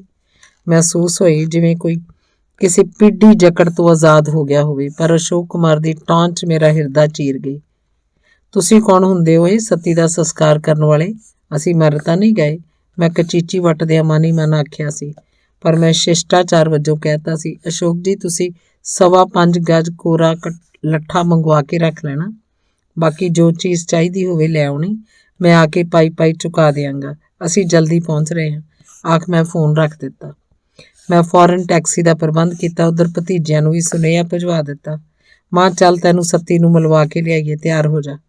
ਮੈਂ ਪਤਨੀ ਦੇ ਆਖੇ ਮਾਂ ਨੂੰ ਵੀ ਨਾਲ ਲਿਜਾਣਾ ਮੰਨ ਗਿਆ ਸੀ। ਰਾਹ 'ਚ ਮਾਂ ਨੇ ਕਈ ਵਾਰ ਪੁੱਛਿਆ, ਪੁੱਤ ਤੂੰ ਸੱਤੀ ਠੀਕ ਤਾਂ ਹੈ ਨਾ, ਸੁੱਖ ਨਾਲ ਹੀ ਚੱਲੇ ਆ? ਮੈਂ ਸਾਰੇ ਰਾਹ ਹਾਂ ਹੂੰ ਕਰਦਾ ਰਿਹਾ। ਮਾਂ ਨੂੰ ਕੁਝ ਦੱਸਣਾ ਮੈਂ ਮੁਨਾਸਿਬ ਨਹੀਂ ਸੀ ਸਮਝਿਆ। ਆਪੇ ਉੱਥੇ ਜਾ ਕੇ ਪਤਾ ਲੱਗ ਜੂ ਇਹਨੂੰ, ਹੁਣ ਰਾਹ 'ਚ ਕਾਹਨੂੰ ਭੜਥੂ ਪਵਾਉਣਾ, ਇਹਨੇ ਤਾਂ ਪਿੱਟਣੋਂ ਹੀ ਨਹੀਂ ਹਟਣਾ, ਮੈਂ ਮਨ ਹੀ ਮਨ ਸੋਚ ਰਿਹਾ ਸੀ। ਸੱਚਾ ਝੂਠਾ ਹੋਣ ਲਈ ਮੈਂ ਆਤਮੇ ਨੂੰ ਵੀ ਫੋਨ ਲਾਤਾ ਸੀ। ਸੱਤੀ ਬਾਰੇ ਬਾਰ-ਬਾਰ ਕਹਿਣ ਤੇ ਇੱਕ ਵਾਰ ਉਹਨੇ ਖਿੱਝ ਕੇ ਆਖਿਆ ਸੀ, ਰਮਿਆ ਕੀ ਤੂੰ ਹਰ ਵੇਲੇ ਸੱਤੀ ਦੀ ਗੱਲ ਮੇਰੇ ਨਾਲ ਚਤਾਰਦਾ ਰਹਿਣਾ? ਮੈਂ ਬਥੇਰਾ ਜਾ ਆਇਆ ਕਰੂੰ ਜਲੰਧਰ, ਇੱਕ ਵਾਰ ਤੂੰ ਮੇਰੇ ਨਾਲ ਚੱਲ ਕੇ ਮੈਨੂੰ ਆਸ਼ਰਮ ਦਿਖਾ ਲਈ, ਫਿਰ ਮੈਂ ਆਪੇ ਜਾ ਆਇਆ ਕਰੂੰ। ਹਰ ਮਹੀਨੇ ਦੀ 1 ਤਰੀਕ ਨੂੰ ਜਾਈਦਾ ਭਰਾ ਜੀ, ਐਤਕੀ ਤੁਸੀਂ ਵੀ ਚੱਲੋ ਮੇਰੇ ਨਾਲ, ਮੈਂ ਕਹਿਤਾ ਸੀ। ਉਸ ਨਾਲ ਸਮਾਂ, ਤਰੀਕ ਤੇ ਦਿਨ ਮਿੱਥ ਲਿਆ ਗਿਆ ਸੀ। ਜਾਣ ਤੋਂ ਇੱਕ ਦਿਨ ਪਹਿਲਾਂ 31 ਤਰੀਕ ਨੂੰ ਹੀ ਵੱਡੇ ਭਤੀਜੇ ਦਾ ਫੋਨ ਆ ਗਿਆ ਸੀ, ਚਾਚਾ ਜੀ ਐਤਕੀ ਤਾਂ ਡੈਡੀ ਕਿਤੇ ਬਾਹਲੇ ਹੀ ਫਸੇ ਹੋਏ ਆ, ਤੁਸੀਂ ਆਪੇ ਹੀ ਜਾ ਆਇਓ, ਅਗਲੇ ਮਹੀਨੇ ਤੋਂ ਡੈਡੀ ਤੁਹਾਡੇ ਨਾਲ ਚੱਲਿਆ ਕਰਨਗੇ। ਆਖ ਉਸ ਫੋਨ ਠੱਪ ਦਿੱਤਾ ਸੀ। ਫੋਨ ਤਾਂ ਮੈਂ ਮਹਿੰਦਰ ਨੂੰ ਵੀ ਕੀਤਾ ਸੀ, ਪਰ ਉਹਦਾ ਜਵਾਬ ਮੇਰੇ ਅੰਦਾਜ਼ੇ ਮੁਤਾਬਕ ਹੀ ਆਇਆ ਸੀ, ਭਰਾ ਜੀ ਸੰਸਕਾਰ ਤੇ ਤਾਂ ਐਡੀ ਜਲਦੀ ਕਿੱਥੇ ਪਹੁੰਚ ਹੋਣਾ ਹੈ, ਐਡੀ ਦੂਰੋਂ ਭੋਗ ਸੋਗ ਤੇ ਆਉਣ ਦੀ ਕੋਸ਼ਿਸ਼ ਕਰਾਂਗਾ। ਉਹ ਤੁਸੀਂ ਸਿਆਣੇ ਹੋ, ਜੋ ਕਰੋਗੇ ਠੀਕ ਹੀ ਕਰੋਗੇ। ਆਖ ਉਹਨੇ ਵੀ ਫੋਨ ਕੱਟਤਾ ਸੀ। ਅਸੀਂ ਅਪਾਹਜ ਆਸ਼ਰਮ ਪਹੁੰਚੇ ਤਾਂ ਆਤਮੇ ਦਾ ਵੱਡਾ ਮੁੰਡਾ ਆਇਆ ਖਲੋਤਾ ਸੀ। ਅਸੀਂ ਅਸ਼ੋਕ ਕੁਮਾਰ ਨੂੰ ਮਿਲੇ। ਉਹ ਸੱਤੀ ਦੀ ਮੌਤ ਦਾ ਅਫਸੋਸ ਕਰ ਰਿਹਾ ਸੀ। ਕੋਸ਼ਿਸ਼ ਤਾਂ ਬਥੇਰੀ ਕੀਤੀ ਸੀ, ਪਰ ਬਾਊ ਜੀ ਦੀ ਇੰਨੀ ਲਿਖੀ ਹੋਈ ਸੀ। ਮਾਂ ਨੂੰ ਪਤਾ ਲੱਗਿਆ ਤਾਂ ਉਹਨੇ ਕੂਕ ਮਾਰ ਕੇ 2-3 ਮੁੱਕੀਆਂ ਆਪਣੇ ਢਿੱਡ 'ਚ ਮਾਰ ਕੇ ਵੈਣ ਪਾਉਣੇ ਸ਼ੁਰੂ ਕਰਤੇ। ਕਿਹੜੇ ਰਾਹੀਂ ਤੁਰ ਗਿਆ ਵੇ ਮੇਰੇ ਫਕੀਰ ਪੁੱਤਾ, ਰਾਜੇ ਘਰ ਜੰਮ ਕੇ ਵੀ ਫਕੀਰੀ ਕੱਟਣ ਵਾਲਿਆ ਵੇ ਮੇਰੇ ਪੁੱਤਾ, ਮੱਦੀ ਦੇ ਪਿੱਛੇ ਤੁਰ ਗਿਆ ਵੇ ਮੇਰੇ ਖੋਟੇ ਨਸੀਬਾਂ ਵਾਲਿਆ। ਅਸੀਂ ਸਾਰੇ ਹਾਲ ਵੱਲ ਤੁਰ ਪਏ ਸੀ। ਸੱਤੀ ਦੀ ਲਾਸ਼ ਵਾਲੇ ਉੱਤੇ ਬੈੱਡ ਤੇ ਕੰਬਲ ਨਾਲ ਢਕੀ ਸੀ। ਉਸ ਦੁਆਲੇ ਮੱਖੀਆਂ ਦੀ ਭਿਣਘਾਟ ਫੈਲੀ ਹੋਈ ਸੀ। ਇਉਂ ਲੱਗਦਾ ਸੀ ਜਿਵੇਂ ਸਾਰੇ ਹਾਲ 'ਚ ਇੱਕ ਤਰ੍ਹਾਂ ਦੀ ਮਨਹੂਸੀਅਤ ਫੈਲੀ ਹੋਈ ਸੀ। ਸਾਰੇ ਮਰੀਜ਼ ਚੁੱਪ ਗੁੜੁੱਪ ਆਪੋ ਆਪਣੇ ਬੈੱਡਾਂ ਤੇ ਬੈਠੇ ਹੋਏ ਸੀ। ਪੂਰਾ ਹਾਲ ਸਨਾਟੇ ਦੀ ਗ੍ਰਿਫਤ 'ਚ ਆਇਆ ਹੋਇਆ ਸੀ। ਸਾਡੇ ਪਹੁੰਚਦਿਆਂ ਸੱਤੀ ਦੇ ਬੈੱਡ ਕੋਲ ਖਲੋਤਾ ਬਲਵੰਤ ਘੁੱਬਾ ਮਾਰ-ਮਾਰ ਰੋਣ ਲੱਗ ਪਿਆ। ਚਲੇ ਗਏ ਬਾਊ ਜੀ, ਸਾਨੂੰ ਛੱਡ ਕੇ ਚਲੇ ਗਏ ਬਾਊ ਜੀ। ਮੈਂ ਤਾਂ ਜੀ ਬਥੇਰੀ ਸੇਵਾ ਕੀਤੀ ਸੀ, ਕੋਈ ਕਸਰ ਨਹੀਂ ਸੀ ਛੱਡੀ। ਛੱਡ ਗਏ ਬਾਊ ਜੀ। ਮੈਂ ਹੌਲੀ ਦੇਣੇ ਉਹਦੇ ਮੋਢੇ ਤੇ ਪੋਲਾ ਜਿਹਾ ਹੱਥ ਧਰਿਆ ਸੀ। ਸਤੀ ਦੇ ਬੈੱਡ ਕੋਲੋਂ ਬਹੁਤ ਭੈੜੀ ਬਦਬੂ ਆ ਰਹੀ ਸੀ। ਆਪਾਂ ਇਹਦੀ ਤਿਆਰੀ ਕਰੀਏ, ਤੁਸੀਂ ਸ਼ਮਸ਼ਾਨ ਵਾਲਿਆਂ ਨੂੰ ਗੱਡੀ ਭੇਜਣ ਲਈ ਫੋਨ ਕਰ ਦਿਓ, ਬਾਕੀ ਦਾ ਸਮਾਨ ਵੀ ਮੰਗਵਾ ਲਓ। ਮੈਂ ਕਾਹਲੀ ਬੋਲਿਆ ਸੀ। ਗੱਡੀ ਲਈ ਕਹਿ ਦਿੱਤਾ, ਚਾਰਜ ਤੇ ਲੋੜੀਂਦਾ ਸਮਾਨ ਆਪਾਂ ਨੂੰ ਸ਼ਮਸ਼ਾਨ ਘਾਟ ਤੋਂ ਹੀ ਮਿਲ ਜਾਊ। ਕੋਰਾ ਕੱਪੜਾ ਮੈਂ ਲਿਆਂਦਾ ਪਿਆ। ਅਸ਼ੋਕ ਕੁਮਾਰ ਨੇ ਮਸ਼ੀਨ ਵਾਂਗ ਰਟੇ-ਰਟਾਏ ਸ਼ਬਦ ਬੋਲ ਦਿੱਤੇ। ਸੱਤੀ ਨੂੰ ਨਹਾਉਣ ਦੀ ਤਿਆਰੀ ਹੋਣ ਲੱਗੀ। ਕੰਬਲ ਲਾਇਆ ਤਾਂ ਉਹਦੀਆਂ ਅੱਖਾਂ ਖੁੱਲੀਆਂ ਸੀ, ਜਿਵੇਂ ਸਿੱਧਾ ਮੇਰੇ ਵੱਲ ਹੀ ਝਾਕ ਰਿਹਾ ਹੋਵੇ। ਪਲ ਦੀ ਪਲ ਤਾਂ ਮੈਨੂੰ ਲੱਗਿਆ ਜਿਵੇਂ ਮੈਨੂੰ ਪੁੱਛ ਰਿਹਾ ਹੋਵੇ, ਕਿਉਂ ਹੋ ਗਿਆ ਸੀਨਾ ਠੰਡਾ ਹੁਣ ਤੇਰਾ, ਖੁਸ਼ ਹੈ ਨਾ? ਲੈ ਖਹਿੜਾ ਛੱਡਤਾ ਤੇਰਾ। ਇਹਦੀਆਂ ਅੱਖਾਂ ਤਾਂ ਬੰਦ ਕਰੋ, ਅੱਖਾਂ ਤਾਂ ਬੰਦ ਕਰੋ। ਮੇਰੇ ਮੂੰਹ ਤੱਤ ਭੜੱਤੇ ਸ਼ਬਦ ਨਿਕਲੇ। ਬਲਵੰਤ ਨੇ ਗਾਂਹ ਹੋ ਕੇ ਉਹਦੀਆਂ ਅੱਖਾਂ ਦੇ ਕਪਾਟ ਭੀੜ ਦਿੱਤੇ। ਸੱਤੀ ਦੀ ਲਾਸ਼ ਬਹੁਤ ਹੀ ਭੈੜੀ ਹਾਲਤ 'ਚ ਸੀ, ਜਿਵੇਂ ਗਲ ਸੜ ਰਹੀ ਹੋਵੇ। ਸਾਡੇ 'ਚੋਂ ਕੋਈ ਵੀ ਉਹਨੂੰ ਹੱਥ ਲਾਉਣ ਲਈ ਤਿਆਰ ਨਾ ਹੋਇਆ। ਸਾਨੂੰ ਆਨਾਕਾਨੀ ਕਰਦਿਆਂ ਵੇਖ ਕੇ ਅਸ਼ੋਕ ਨੇ ਬੈੱਡਾਂ ਤੇ ਬੈਠੇ 2 ਬੰਦਿਆਂ ਨੂੰ ਇਸ਼ਾਰਾ ਕੀਤਾ। ਉਹ ਬਿਜਲੀ ਦੀ ਤੇਜ਼ੀ ਨਾਲ ਆਏ, 2 ਬਾਲਟੀਆਂ ਚੁੱਕ ਕੇ ਗੁਸਲਖਾਨੇ ਵੱਲ ਦੌੜ ਗਏ। ਜਲਦੀ ਉਹ ਪਾਣੀ ਦੀਆਂ ਬਾਲਟੀਆਂ ਭਰ ਕੇ ਲੈ ਆਏ। ਦਹੀਂ ਨਾਲ ਮਲ ਕੇ ਸੱਤੀ ਦੀ ਦੇਹ ਨੂੰ ਇਸ਼ਨਾਨ ਕਰਾਉਣ ਲੱਗੇ। ਉਦੋਂ ਹੀ ਮੈਂ ਦੇਖਿਆ ਸੱਤੀ ਦੀ ਪਿੱਠ ਤੇ 2 ਪਾਥੀਆਂ ਜਿੱਡੇ ਗੋਲ ਜ਼ਖਮ ਹੋਏ ਪਏ ਸੀ। ਉਹਨਾਂ 'ਚ ਚਿੱਟੇ ਮੂੰਹ ਵਾਲੇ ਕੀੜੇ ਵੀ ਕੁਰਬਲ ਕਰਦੇ ਦਿਖਾਈ ਦੇ ਰਹੇ ਸੀ। ਇਹ ਕੀ ਅਸ਼ੋਕ ਕੁਮਾਰ ਜੀ? ਮੈਂ ਅਸ਼ੋਕ ਕੁਮਾਰ ਵੱਲ ਕੌੜਾ ਜਿਹਾ ਝਾਕਦਿਆਂ ਪੁੱਛਿਆ। ਬਾਊ ਜੀ ਅਸੀਂ ਤਾਂ ਬਥੇਰੀ ਕੋਸ਼ਿਸ਼ ਕੀਤੀ, ਇੰਨਾ ਪਖਾਨਾ ਕਰਦੇ ਸੀ, ਸਫਾਈ ਔਖੀ ਹੋਈ ਪਈ ਸੀ। ਕੱਲਾ ਬਲਵੰਤ ਵੀ ਕੀ ਕਰਦਾ, ਜ਼ਖਮ ਵਿਗੜ ਗਏ। ਡਾਕਟਰਾਂ ਨੇ ਵੀ ਜਵਾਬ ਦੇ ਦਿੱਤਾ ਸੀ। ਅਸ਼ੋਕ ਨੇ ਸਫਾਈ ਪੇਸ਼ ਕਰਦਿਆਂ ਕਿਹਾ, ਇਹੋ ਜਿਹੀ ਲਾਸ਼ ਨੂੰ ਨਹਾਉਣਾ ਵੀ ਦਿਲ ਗੁਰਦੇ ਵਾਲੇ ਬੰਦਿਆਂ ਦਾ ਹੀ ਕੰਮ ਸੀ। ਮੈਂ ਝੱਟ 100 ਦਾ ਇੱਕ ਨੋਟ ਸੱਤੀ ਦਾ ਮੁਰਦਾਰ ਨਹਾਉਣ ਵਾਲੇ ਹੱਥ ਫੜਾ ਦਿੱਤਾ। ਉਹਨਾਂ ਕੋਰੇ ਲੱਠੇ 'ਚ ਲਪੇਟ ਕੇ ਲਾਸ਼ ਗੱਡੀ ਤੇ ਰਖਵਾਤੀ ਸੀ। ਸ਼ਿਸ਼ਟਾਚਾਰ ਵਜੋਂ ਮੈਂ ਔਖਾ ਸੌਖਾ ਉਹਦੇ ਸਰਾਣੇ ਬੈਠ ਗਿਆ। ਚਾਰਜ ਸਾਨੂੰ ਸ਼ਮਸ਼ਾਨ ਘਾਟ ਕੋਲ ਬਣੀਆਂ ਕਿਰਿਆ ਕਰਮ ਦੇ ਸਮਾਨ ਦੀਆਂ ਹੱਟੀਆਂ ਤੋਂ ਹੀ ਮਿਲ ਗਿਆ। ਉਹਦੇ ਦੱਸੇ ਮੁਤਾਬਕ ਲੋੜੀਂਦਾ ਸਮਾਨ ਹੱਟੀ ਤੋਂ ਲੈ ਆਂਦਾ ਸੀ। ਲੱਕੜਾਂ ਦੇ ਪੂਲੇ ਦਾ ਪ੍ਰਬੰਧ ਸ਼ਮਸ਼ਾਨ ਘਾਟ ਵੱਲੋਂ ਹੀ ਕਰ ਦਿੱਤਾ ਜਾਂਦਾ ਸੀ। ਲਾਸ਼ ਨੂੰ ਚਿਤਾ ਤੇ ਰੱਖਣ ਲੱਗੇ ਤਾਂ ਮਾਂ ਚੀਕ ਪਈ, ਵੇ ਇਹਨੂੰ ਨਿਕਰਮੇ ਨੂੰ ਨੰਗਾ ਹੀ ਤੋਰੋਂਗੇ, ਕੋਈ ਕੁੜਤਾ ਪਜਾਮਾ ਨਹੀਂ ਸਰਦਾ ਤਾਂ ਕੱਛਾ ਬਨੈਣ ਹੀ ਪਾ ਦਿਓ ਜਾਂਦੇ ਦੇ। ਝਟਪਟ ਉਹਨਾਂ ਹੱਟੀਆਂ ਤੋਂ ਕੱਛੇ ਬਨੈਣ ਦਾ ਪ੍ਰਬੰਧ ਕੀਤਾ ਗਿਆ। ਸਤੀ ਦਾ ਸੰਸਕਾਰ ਹੋ ਗਿਆ ਸੀ। ਮਾਂ ਘੜੀ ਮੁੜੀ ਆਖੀ ਜਾਂਦੀ, ਐਂ ਕਿਤੇ ਇੱਕ ਦਿਨ 'ਚ ਹੀ ਮਰ ਮੁੱਕ ਗਿਆ, ਪਹਿਲਾਂ ਬਿਮਾਰ ਠਮਾਰ ਹੋਇਆ ਹੋਣਾ। ਚੰਦਰੇ ਮੈਨੂੰ ਦੱਸ ਦੇ, ਮੈਂ ਆ ਕੇ 4 ਦਿਨ ਆਪਣੇ ਫਕੀਰ ਪੁੱਤ ਦੀ ਸੇਵਾ ਹੀ ਕਰ ਜਾਂਦੀ, ਖਬਰੇ ਬਚ ਹੀ ਜਾਂਦਾ ਮਾਂ ਦੀ ਸੇਵਾ ਨਾਲ। ਜਦੋਂ ਬੋਲਣ ਨੂੰ ਹਟੀ ਨਾ ਮੈਂ ਖਿੱਚ ਕੇ ਆਖਿਆ ਸੀ, ਹਸਪਤਾਲ 'ਚ 2 ਮਹੀਨੇ ਪਿਆ ਰਿਹਾ ਸੀ, ਉਦੋਂ ਤੂੰ ਕਿੱਥੇ ਗਈ ਸੀ ਸੇਵਾ ਕਰਨ ਵਾਲੀ? ਘਰੇ ਮਹੀਨਾ ਭਰ ਪਿਆ ਰਿਹਾ, ਉਦੋਂ ਤੂੰ ਕੀ ਕਰਦੀ ਰਹੀ ਸੀ? ਹੁਣ ਐਵੇਂ ਲੱਗੀਆਂ ਇੱਥੇ ਆ ਕੇ ਸੰਗ ਪਾੜਨ। ਮੇਰੀ ਝਿੜਕ ਸੁਣ ਕੇ ਮਾਂ ਇੱਕਦਮ ਛਹਿ ਗਈ। ਫੈਸਲਾ ਹੋਇਆ ਕਿ ਮਾਂ ਤੇ ਮੇਰੇ ਭਤੀਜੇ ਵਾਪਸ ਚਲੇ ਜਾਣ। ਮੈਂ ਸਵੇਰੇ ਸਤੀ ਦੀਆਂ ਅਸਥੀਆਂ ਚੁੱਕ ਕੇ ਲੈ ਆਵਾਂਗਾ ਤੇ ਬਾਕੀ ਦੀ ਕਾਰਵਾਈ ਮੋਗੇ ਜਾ ਕੇ ਕਰਾਂਗੇ। ਇਸ ਹਾਲਤ 'ਚ ਲਾਸ਼ ਨੂੰ ਮੋਗੇ ਢੋਣ ਦਾ ਕੋਈ ਲਾਭ ਨਹੀਂ ਸੀ। ਸੰਸਕਾਰ ਜਲੰਧਰ ਕਰਨਾ ਹੀ ਉਚਿਤ ਸੀ। ਸਾਰਿਆਂ ਨੂੰ ਤੋਰ ਕੇ ਮੈਂ ਇੱਕ ਹੋਟਲ 'ਚ ਜਾ ਟਿਕਿਆ। ਸਵੇਰੇ ਚਾਰਜ ਦੀ ਸਹਾਇਤਾ ਨਾਲ ਮੈਂ ਸੱਤੀ ਦੇ ਫੁੱਲ ਚੁਗੇ ਲਾਲ ਥੈਲੀ ਜੋ ਉੱਥੋਂ ਹੱਟੀ ਤੋਂ ਹੀ ਮਿਲ ਗਈ ਸੀ ਪਾ ਕੇ ਥੈਲੇ ਮੋਢੇ ਲਟਕਾ ਬੱਸ ਰਾਹੀਂ ਮੋਗੇ ਪਰਤ ਆਇਆ। ਸ਼ਾਇਦ ਸੱਤੀ ਦੇ ਕਰਜ਼ੇ ਦੀ ਇੱਕ ਹੋਰ ਆਖਰੀ ਕਿਸ਼ਤ ਅਦਾ ਹੋਣੋਂ ਬਾਕੀ ਰਹਿੰਦੀ ਸੀ।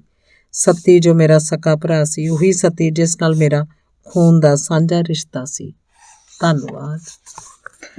ਤੇਵਾਂਗ ਹਰਦੁਆਰ ਸੱਤੀ ਦੇ ਫੁੱਲ ਪਾ ਕੇ ਪਿਹੋਵੇ ਉਹਦੀ ਗਤੀ ਕਰਵਾ ਕੇ ਮੁੜ ਆਉਣ ਤੇ ਹਾਲੇ ਵੀ ਮੈਨੂੰ ਲੱਗਦਾ ਸੀ ਮੇਰੇ ਸਿਰ ਸੱਤੀ ਦੇ ਕਰਜ਼ ਦੀ ਇੱਕ ਅੱਧ ਕਿਸ਼ਤ ਹੋਰ ਹਾਲੇ ਵੀ ਟੁੱਟਦੀ ਸੀ। ਮੇਰੇ ਵਾਪਸ ਆਉਣ ਤੇ ਮਾਂ ਨੇ ਰੌਲਾ ਪਾਉਣਾ ਸ਼ੁਰੂ ਕਰਤਾ ਸੀ, ਪੁੱਤ ਰਾਮਿਆ, ਗਰੁੜ ਪੁਰਾਣ ਦੀ ਕਥਾ ਵੀ ਕਰਵਾਓ, ਉਹਦਾ ਭੋਗ ਵੀ ਪਾਓ, ਰਸਮ ਪਗੜੀ ਤਾਂ ਬਣਦੀ ਹੈ। ਮਾਂ ਦੀਆਂ ਗੱਲਾਂ ਤੋਂ ਮੈਨੂੰ ਖਿੱਚ ਚੜ੍ਹਦੀ ਸੀ। ਮੈਂ ਗੁੱਸੇ ਜਿਹੇ ਨਾਲ ਆਖਦਾ ਸੀ, ਮਾਂ ਮੈਂ ਪੰਡਤ ਨੂੰ ਪੁੱਛ ਲਿਆ, ਅਣਵਿਆਹੇ ਬੰਦੇ ਵਾਸਤੇ ਗਰੁੜ ਪੁਰਾਣ ਦੀ ਕਥਾ ਦੀ ਲੋੜ ਨਹੀਂ, ਫਿਰ ਭੋਗ ਕਾਹਦਾ ਪਾਉਣਾ, ਪਗੜੀ ਕਿਹਦੇ ਬੰਨਣੀ ਹੈ? ਸੱਤੀ ਦੀ ਰਾਨਣਾ ਕੰਨ। ਪੁੱਤ ਜਾਣ ਵਾਲੇ ਦੀ ਰੂਹ ਗਰੁੜ ਪੁਰਾਣ ਦੀ ਕਥਾ ਸੁਣ ਕੇ ਘਰ ਛੱਡਦੀ ਹੁੰਦੀ ਆ, ਨਹੀਂ ਤਾਂ ਉਹ ਘਰ 'ਚ ਹੀ ਚੱਕਰ ਕੱਢਦੀ ਰਹਿੰਦੀ ਆ, ਕਈ ਵਾਰੀ ਨੁਕਸਾਨ ਵੀ ਕਰ ਜਾਂਦੀ ਹੈ। ਸੁੱਖ ਨਾਲ ਤੇਰਾ ਜਵਾਕ ਜੱਲਾ ਰਾਜੀ ਬਾਜੀ ਰਹੇ, ਤੱਤੀ ਵਾਹ ਨਾ ਲੱਗੇ ਉਹਨਾਂ ਨੂੰ, ਜਿਉਂਦੇ ਵਸਦੇ ਰਹਿਣ। ਪਗੜੀ ਵਾਲੀ ਗੱਲ ਤੂੰ ਕੀ ਕੀਤੀ? ਸਿਆਣੇ ਬਿਆਣੇ ਨੇ ਬਥੇਰੇ ਹੈਗੇ ਉਹਦੇ ਭਤੀਜੇ ਭਤੀਜੀਆਂ, ਉਹ ਵੀ ਤਾਂ ਪੁੱਤਾਂ ਵਰਗੇ ਹੀ ਹੁੰਦੇ ਆ। ਭਤੀਜੇ ਹੋਏ ਕਿ ਪੁੱਤ ਹੋਏ, ਬਸ ਕਿਸਮਤ ਮਾੜੀ ਲਿਖਵਾ ਕੇ ਆਇਆ ਸੀ ਧੁਰੋਂ। ਰਾਜੇ ਘਰ ਜੰਮ ਕੇ ਫਕੀਰੀ ਭੋਗ ਕੇ ਤੁਰ ਗਿਆ। ਮਾਂ ਨੇ ਲੰਮਾ ਭਾਸ਼ਣ ਝਾੜਤਾ। ਪੰਡਤ ਕਹਿੰਦਾ ਸੀ ਵੀ ਹਵਨ ਕਰਾ ਦਿਓ, ਘਰ ਪਵਿੱਤਰ ਹੋ ਜੂ, ਬਹੁਤਾ ਕੱਟ-ਵੱਟ ਕਰਨ ਦੀ ਲੋੜ ਨਹੀਂ, ਘਰ ਦੇ ਬੰਦੇ ਹੀ ਆ ਜਾਣਗੇ। ਮੈਂ ਆਖਦਾ ਸੀ, ਚੱਲ ਹਵਨ ਕਰਵਾ ਦਿਓ, ਉਹਦੇ ਨਿਮਿਤ ਕੁਛ ਤਾਂ ਕਰੋ, ਇਸ ਬਹਾਨੇ ਥੋੜਾ ਬਹੁਤ ਦਾਨ ਪੁੰਨ ਵੀ ਤੁਹਾਡੇ ਹੱਥੋਂ ਹੋ ਜੂ, ਕੁੜੀ ਦੀ ਆਤਮਾ ਟਿਕ ਜੂ। ਮਾਂ ਹਵਨ ਵਾਲੀ ਗੱਲ ਤੇ ਝੱਟ ਮੰਨ ਗਈ ਸੀ, ਪਰ ਨਾਲ ਹੀ ਦਾਨ ਪੁੰਨ ਵਾਲਾ ਕਿੱਲਾ ਵੀ ਗੱਡ ਗਈ ਸੀ।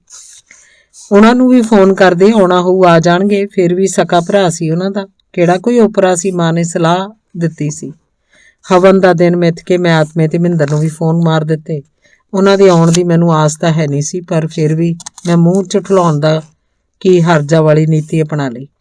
ਦੋਵੇਂ ਆਉਣ ਲਈ ਮੰਨ ਗਏ। ਪੰਡਤ ਦੀ ਲਿਖਵਾਈ ਸਮੱਗਰੀ ਬਾਜ਼ਾਰੋਂ ਤੇ ਹਵਨ ਕੁੰਡ ਮੈਂ ਆਰੀਆ ਸਮਾਜ ਵਾਲਿਆਂ ਕੋਲੋਂ ਮੰਗ ਲਿਆਇਆ ਸੀ। ਹਵਨ ਵਾਲੇ ਦਿਨ ਤੋਂ ਪਹਿਲੀ ਸ਼ਾਮ ਆਤਮਾ ਤੇ ਮਹਿੰਦਰ ਆਪਣੀਆਂ ਪਤਨੀਆਂ ਸਮੇਤ ਪੁੱਜ ਗਏ। ਪਿਛਲੇ ਸਾਰੇ ਕਾਰਜਾਂ ਤੇ ਨਾ ਆਉਣ ਬਾਰੇ ਮਹਿੰਦਰ ਆਉਂਦਾ ਹੀ ਬਹਾਨੇ ਮਾਰਨ ਲੱਗ ਪਿਆ।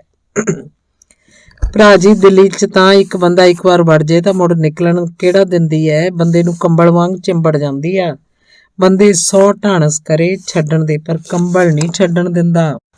ਵੱਡੇ ਸ਼ਹਿਰਾਂ ਦੀ ਤਾਂ ਨੱਠ ਭਾਜੀ ਮਾਣ ਨਹੀਂ ਹੁੰਦੀ ਭਰਾ ਜੀ, ਤੁਸੀਂ ਛੋਟੇ ਸ਼ਹਿਰਾਂ 'ਚ ਰਹਿਣ ਵਾਲੇ ਬਹੁਤ ਸੌਖੇ ਆ, ਨੇੜੇ ਤੇੜੇ ਹਰ ਚੀਜ਼ ਮਿਲ ਜਾਂਦੀ ਆ। ਅਸੀਂ ਤਾਂ ਦੁੱਧ ਵੀ ਲੈਣ ਜਾਣਾ ਹੋਵੇ 3-4 ਮੀਲ ਜਾਣਾ ਪੈਂਦਾ। ਸਵੇਰੇ ਸਵੇਰੇ ਘਰੋਂ ਨਿਕਲਿਆ ਬੰਦਾ ਸ਼ਾਮ ਤੱਕ ਸਹੀ ਸਲਾਮਤ ਮੁੜ ਆਵੇ ਤਾਂ ਸੁੱਖ ਦਾ ਸਾਹ ਲਈਦਾ। ਮਹਿੰਦਰ ਦੀ ਪਤਨੀ ਵੀ ਆਪਣਾ ਹੀ ਰੋਣਾ ਲੈ ਕੇ ਬਹਿ ਗਈ ਸੀ, ਪਰ ਫਿਰ ਵੀ ਟੱਬਰ ਪ੍ਰਤੀ ਆਪਣੀਆਂ ਕੁਝ ਜ਼ਿੰਮੇਵਾਰੀਆਂ ਤਾਂ ਹੁੰਦੀਆਂ ਹੀ ਨਹੀਂ, ਉਹ ਤਾਂ ਔਖੇ ਸੌਖੇ ਨਿਭਾਉਣੀਆਂ ਹੀ ਪੈਂਦੀਆਂ। ਨਾ ਕਰੇ ਤਾਂ ਬੰਦਾ ਆਪਣੇ ਪਰਿਵਾਰ ਸਮਾਜ ਤੋਂ ਟੁੱਟ ਜਾਂਦਾ, ਨਾ ਘਰ ਦਾ ਨਾ ਬਾਹਰ ਦਾ। ਧੋਬੀ ਦੇ ਕੁੱਤੇ ਵਾਲੀ ਹਾਲਤ ਹੋ ਜਾਂਦੀ ਹੈ ਬੰਦੇ ਦੀ। ਮੈਂ ਖਿੱਚ ਕੇ ਕਹਿਤਾ ਸੀ, ਇਹ ਗੱਲਾਂ ਭਰਾ ਜੀ ਹੁਣ ਪੁਰਾਣੀਆਂ ਹੋ ਗਈਆਂ। ਹਰ ਬੰਦੇ ਦੇ ਪਰਿਵਾਰ ਦੀ ਆਪੋ ਆਪਣੀ ਇਕਾਈ ਹੁੰਦੀ ਹੈ, ਬੰਦਾ ਉਸੇ 'ਚ ਸਿਮਟਿਆ ਰਹਿੰਦਾ, ਕਿਸੇ ਦੂਜੇ ਦੀ ਤਾਂ ਲੋੜ ਹੀ ਨਹੀਂ ਰਹਿੰਦੀ ਅੱਜ ਕੱਲ੍ਹ। ਮਹਿੰਦਰ ਦੀ ਪਤਨੀ ਨੇ ਮੂੰਹ ਫੱਟ ਔਰਤ ਵਾਂਗ ਗੱਲ ਮੇਰੇ ਮੱਥੇ ਮਾਰਤੀ। ਮੈਂ ਕਹਿਣਾ ਤਾਂ ਚਾਹੁੰਦਾ ਸੀ, ਫਿਰ ਹੁਣ ਕਾਹਨੂੰ ਮੂੰਹ ਚੱਕ ਕੇ ਆ ਗਏ? ਕੀ ਥੁੜਿਆ ਪਿਆ ਸੀ ਤੁਹਾਡੇ ਆਉਣ ਖੁਣੋਂ? ਪਰ ਮੈਂ ਵਿੱਚੇ ਵਿੱਚ ਵਿਸ ਘੋਲਦਾ ਚੁੱਪ ਹੋ ਗਿਆ, ਕਿਉਂਕਿ ਮੈਂ ਜਾਣਦਾ ਸੀ ਮੇਰੇ ਕੁਝ ਹੋਰ ਕਹਿਣ ਤੇ ਉਹਦਾ ਘੜਿਆ ਘੜਾਇਆ ਜਵਾਬ ਹੋਣਾ ਸੀ। ਅਸੀਂ ਤਾਂ ਭਰਾ ਜੀ ਤੁਹਾਡੇ ਸੱਦਣ ਕਰਕੇ ਆ ਗਏ ਹਾਂ, ਉਹ ਸਾਨੂੰ ਆਉਣ ਦਾ ਚਾਅ ਕੋਈ ਨਹੀਂ ਸੀ, ਮੈਂ ਤਾਂ ਕਦੇ ਸੱਤੀ ਦੇ ਮੱਥੇ ਵੀ ਨਹੀਂ ਸੀ ਲੱਗੀ। ਮੇਰਾ ਕੀ ਲੱਗਦਾ ਸੀ? ਉਹ ਆਤਮੇ ਦਾ ਆਪਣਾ ਰੋਣਾ ਸੀ। ਭਰਾ ਜੀ, ਐਕਸੀਡੈਂਟ ਤੋਂ ਬਾਅਦ ਮੈਂ ਤਾਂ ਜਮਾ ਹੀ ਨਕਾਰਾ ਹੋ ਗਿਆ। ਮੈਥੋਂ ਤਾਂ ਆਪਣਾ ਨਾਲਾ ਆਪ ਨਹੀਂ ਬੰਨ ਹੁੰਦਾ। ਆਏ ਗਏ ਬਗੈਰ ਸਰਦਾ ਨਹੀਂ ਕਬੀਲਦਾਰੀ 'ਚ। ਪਰ ਹੱਜ ਕੋਈ ਨਹੀਂ ਰਿਹਾ ਹੁਣ, ਬਸ ਟਾਈਮ ਕੱਟੀ ਕਰੀਦੀ ਆ। ਜਦੋਂ ਐਕਸੀਡੈਂਟ ਨਹੀਂ ਸੀ ਹੋਇਆ ਉਦੋਂ ਕੀ ਲੱਲਰ ਲਾਈ ਜਾਂਦਾ ਸੀ ਟੱਬਰ ਦਾ। ਕਦੀ ਡੱਕਾ ਤੋੜ ਕੇ ਦੂਰਾ ਨਹੀਂ ਕੀਤਾ ਸੀ। ਮੈਂ ਕਹਿਣਾ ਚਾਹੁੰਦਾ ਹੋਇਆ ਵੀ ਚੁੱਪ ਰਿਹਾ। ਹਵਨ ਹੋ ਗਿਆ। ਮੈਂ ਪੰਡਤ ਨੂੰ 500 ਰੁਪਏ ਉੱਕੇ ਪੁੱਕੇ ਦੇ ਦਿੱਤੇ। ਪੰਡਤ ਜੀ, ਇਹਨਾਂ ਨੂੰ ਹੀ ਕੱਪੜਾ ਲੀੜਾ ਸਮਝ ਲਓ, ਇਹੀ ਦਾਨ ਪੁੰਨ ਹੈ। ਸ਼ਰਧਾ ਮੁਜਬ ਜੋ ਦੇਤਾ ਉਹੀ ਪੁੰਨ ਸਮਝ ਲਓ। ਮੈਂ ਹੱਥ ਜੋੜਦੇ। ਜਜਮਾਨ, ਮ੍ਰਿਤ ਵਿਅਕਤੀ ਵੱਲੋਂ ਮਹੀਨੇ ਦਾ ਭੋਜਨ ਹੁੰਦਾ ਹੈ। ਇੰਨੇ ਧਨ ਨਾਲ ਤਾਂ ਅੱਜ ਕੱਲ੍ਹ ਮ੍ਰਿਤ ਵਿਅਕਤੀ ਦਿੱਲੀ ਤੱਕ ਨਹੀਂ ਜਾ ਸਕਦਾ। ਆਪਾਂ ਤਾਂ ਉਹਨਾਂ ਨੂੰ ਸਵਰਗ ਧਾਮ ਪਹੁੰਚਾਉਣਾ। ਸ਼ਰਧਾ ਨਾਲ ਨਾ ਕਰੀਏ ਤਾਂ ਮ੍ਰਿਤ ਵਿਅਕਤੀ ਦੀ ਆਤਮਾ ਪ੍ਰਿਥਵੀ ਦੇ ਹੀ ਗੇੜੇ ਕੱਢਦੀ ਰਹਿੰਦੀ ਆ। ਦੇਖ ਲਓ, ਭਟਕਦੀ ਆਤਮਾ ਕਈ ਵਾਰ ਟੱਬਰ ਦੇ ਜੀਆਂ ਦਾ ਵੀ ਨੁਕਸਾਨ ਕਰ ਦਿੰਦੀ ਹੈ। ਦੇਖ ਲਓ ਜਜਮਾਨ, ਪੰਡਤ ਨੇ ਸਭ ਕੁਝ ਮੁਹਾਰਨੀ ਵਾਂਗ ਕਹਿ ਦਿੱਤਾ। ਪੰਡਤ ਦੀਆਂ ਡਰਾਉਣੀਆਂ ਗੱਲਾਂ ਸੁਣ ਕੇ ਮਹਿੰਦਰ ਤੇ ਆਤਮੇ ਨੇ ਵੀ ਜੇਬਾਂ 'ਚੋਂ 100 ਦਾ ਨੋਟ ਕੱਢ ਕੇ ਪੰਡਤ ਨੂੰ ਦਛਣਾ ਵਜੋਂ ਦੇ ਦਿੱਤੇ। ਚਲੋ ਹੁਣ ਠੀਕ ਆ ਪੰਡਤ ਜੀ, ਠੀਕ ਆ ਹੁਣ। ਦਾਨ ਵੀ ਸ਼ਰਧਾ ਅਨੁਸਾਰ ਹੀ ਚੰਗਾ ਲੱਗਦਾ ਹੁੰਦਾ। ਜ਼ਿੱਦ ਕਰਕੇ ਲਿਆ ਤੇ ਮੰਗਿਆ ਦਾਨ ਨਹੀਂ ਹੁੰਦਾ, ਜਜ਼ੀਆ ਹੁੰਦਾ, ਦੋਵਾਂ ਨੇ ਕਹਿਤਾ। ਪੰਡਤ ਚੁੱਪ ਕਰਕੇ ਹਰੀਓਮ ਸ਼ਾਂਤੀ ਸ਼ਾਂਤੀ ਕਹਿੰਦਾ ਤੁਰ ਗਿਆ। ਹਵਨ ਤੋਂ ਬਾਅਦ ਅਸੀਂ ਦੇਖਿਆ ਮਹਿੰਦਰ ਦੀ ਪਤਨੀ ਮਾਂ ਦੇ ਨੇੜੇ ਨੇੜੇ ਰਹਿੰਦੀ ਸੀ। ਹਰ ਵੇਲੇ ਉਹਦੇ ਪਿੱਛੇ ਮਾਂਜੀ ਕਰਦੀ ਘੁੰਮਦੀ ਰਹੀ। ਇਹਨੂੰ ਦਿੱਲੀ ਵਾਲੀ ਨੂੰ ਮਾਂ ਦਾ ਇੰਨਾ ਮੋਹ ਕਿੱਥੋਂ ਆ ਗਿਆ ਇੱਕਦਮ? ਪਹਿਲਾਂ ਤਾਂ ਕਦੇ ਮਾਂ ਦੀ ਬਾਤ ਨਹੀਂ ਪੁੱਛੀ ਇਹਨੇ।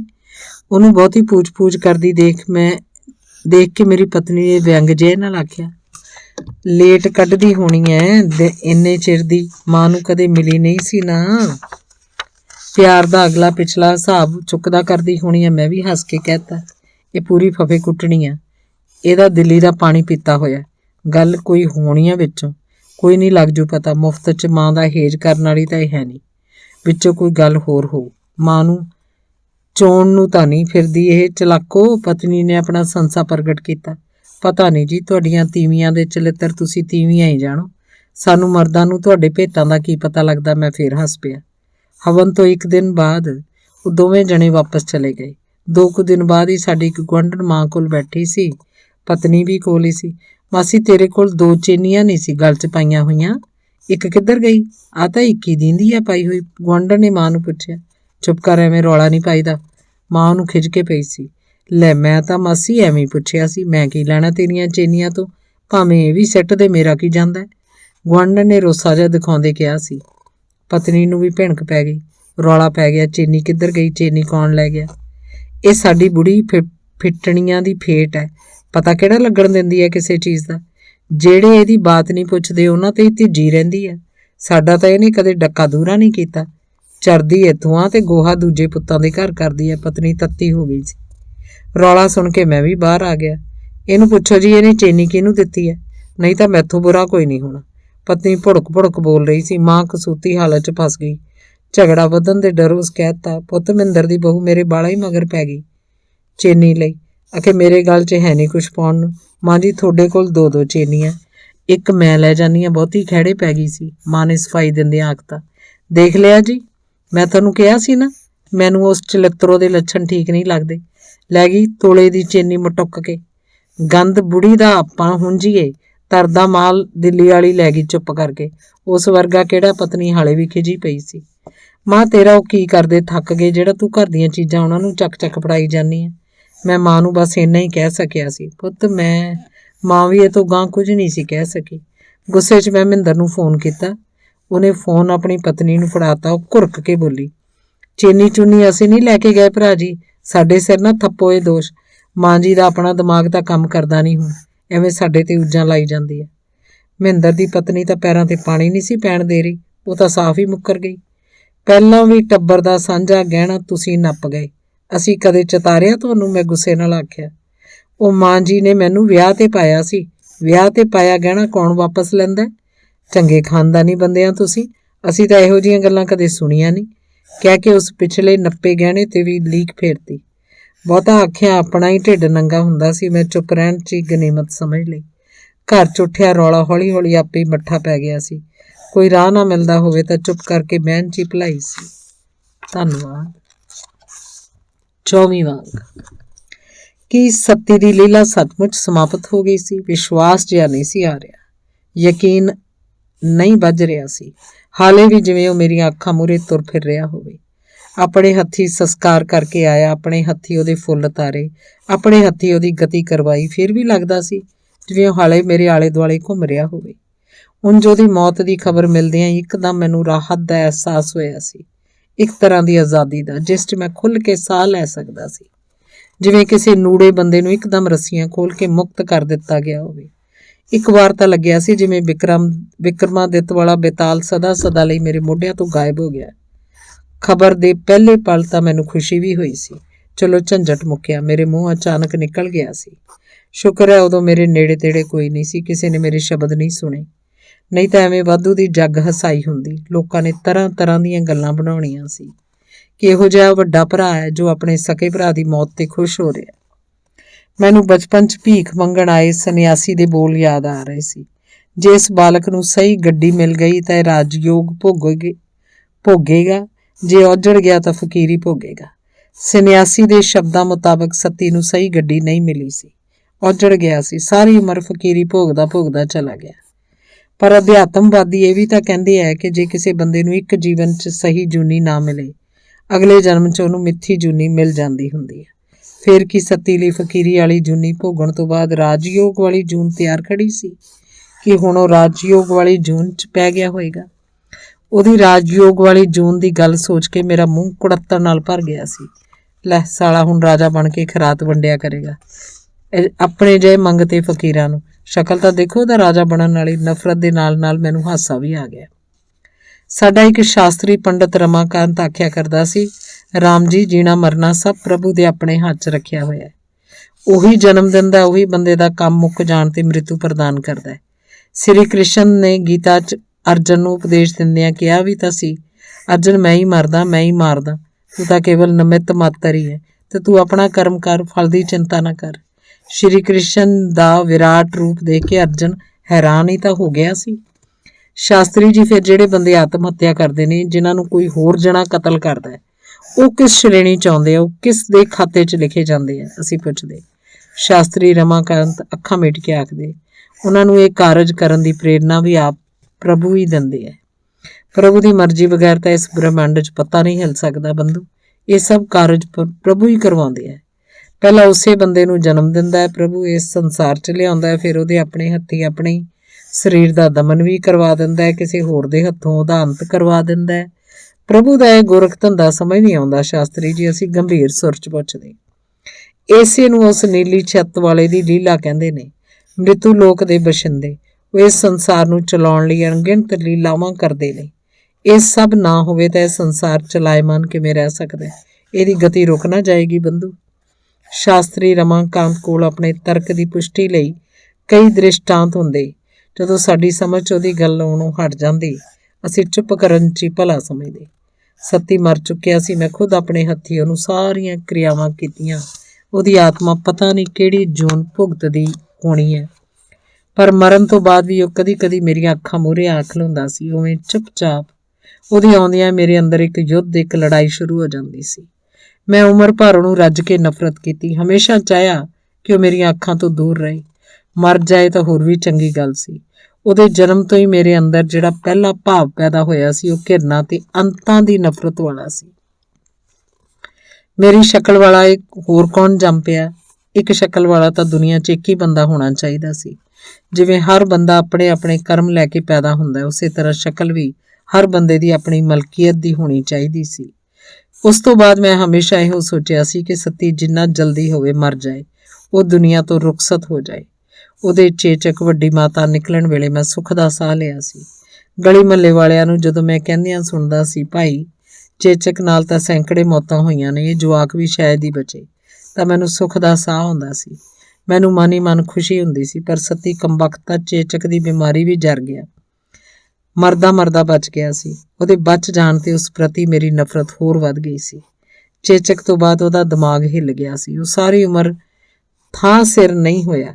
ਜਦੋਂ ਉਹ ਸਿਰ ਜਾਂ ਢਿੱਡ ਦੀ ਢੋਲਕੀ ਵਜਾ ਮੰਗਦਾ ਫਿਰਦਾ ਤਾਂ ਮੈਨੂੰ ਉਹ 'ਤੇ ਕਚੀਚੀਆਂ ਚੜ੍ਹਦੀਆਂ। ਮੇਰਾ ਜੀਅ ਕਰਦਾ ਹੁੰਦਾ ਕਿ ਉਹਦਾ ਗਲ ਘੁੱਟ ਕੇ ਮਾਰ ਦਿਆਂ। ਅਸਥੀ ਪ੍ਰਵਾਹ ਵੇਲੇ ਕਨਖਲ ਘਾਟ ਦੇ ਪਾਂਡੇ ਨੇ ਮੈਨੂੰ ਕਿਹਾ ਸੀ, ਜਜਮਾਨ, मृत व्यक्ति का ध्यान धर के अस्थियां गंगा मैया में प्रवाहित कर दीजिए। ਮੈਂ ਤਾਂ ਸਾਰੀ ਉਮਰ ਸੱਤੀ ਨੂੰ ਘਿਰਨਾ ਤੇ ਨਫ਼ਰਤ ਤੋਂ ਸਿਵਾਏ ਹੋਰ ਕੁਝ ਕਰ ਹੀ ਨਹੀਂ ਸੀ ਸਕਿਆ। ਉਹ ਨਫ਼ਰਤ ਉਦੋਂ ਕਨਖਲ ਘਾਟ ਤੇ ਵੀ ਮੇਰੇ ਅੰਗ ਸੰਗ ਆ ਖੜੀ ਸੀ। ਮੈਂ ਤਾਂ ਸਾਰੀ ਉਮਰ ਉਹਦੀ ਸ਼ਕਲ ਤੱਕ ਨਹੀਂ ਸੀ ਦੇਖਣਾ ਚਾਹੁੰਦਾ। ਉਦੋਂ ਵੀ ਉਹਦਾ ਧਿਆਨ ਮੈਂ ਕਾਹਦਾ ਕਰਨਾ ਸੀ। ਮੈਂ ਬਗੈਰ ਉਹਦੀ ਸ਼ਕਲ ਨੂੰ ਧਿਆਨ 'ਚ ਲਿਆਉਂਦਿਆਂ ਸੱਤੀ ਦੀਆਂ ਅਸਥੀਆਂ ਗੰਗਾ 'ਚ ਵਗਾ ਮਾਰੀਆਂ ਸੀ। ਮੈਨੂੰ ਇਉਂ ਕਰਦਿਆਂ ਵੇਖ ਪਾਂਡਾ ਬੋਲਿਆ ਸੀ, जजमान, मृत व्यक्ति का सन्मान करना चाहिए, उसकी आत्मा सब कुछ देखती रहती है। मैं ਇਹਦੇ ਜਿਉਂਦੇ ਦਾ ਕਦੀ ਸਨਮਾਨ ਨਹੀਂ ਕੀਤਾ, ਮੁਰਦੇ ਦਾ ਕੀ ਕਰਨਾ। ਮੈਂ ਤਾਂ ਇਹਨੂੰ ਢੋਂਦਾ ਹੀ ਰਿਹਾ। ਲੋਕ ਲੱਜ ਵਾਸਤੇ, ਲੋਕ ਸ਼ਰਮ ਖਾਤਰ ਮੈਂ ਮਨ ਹੀ ਮਨ ਸੋਚਿਆ।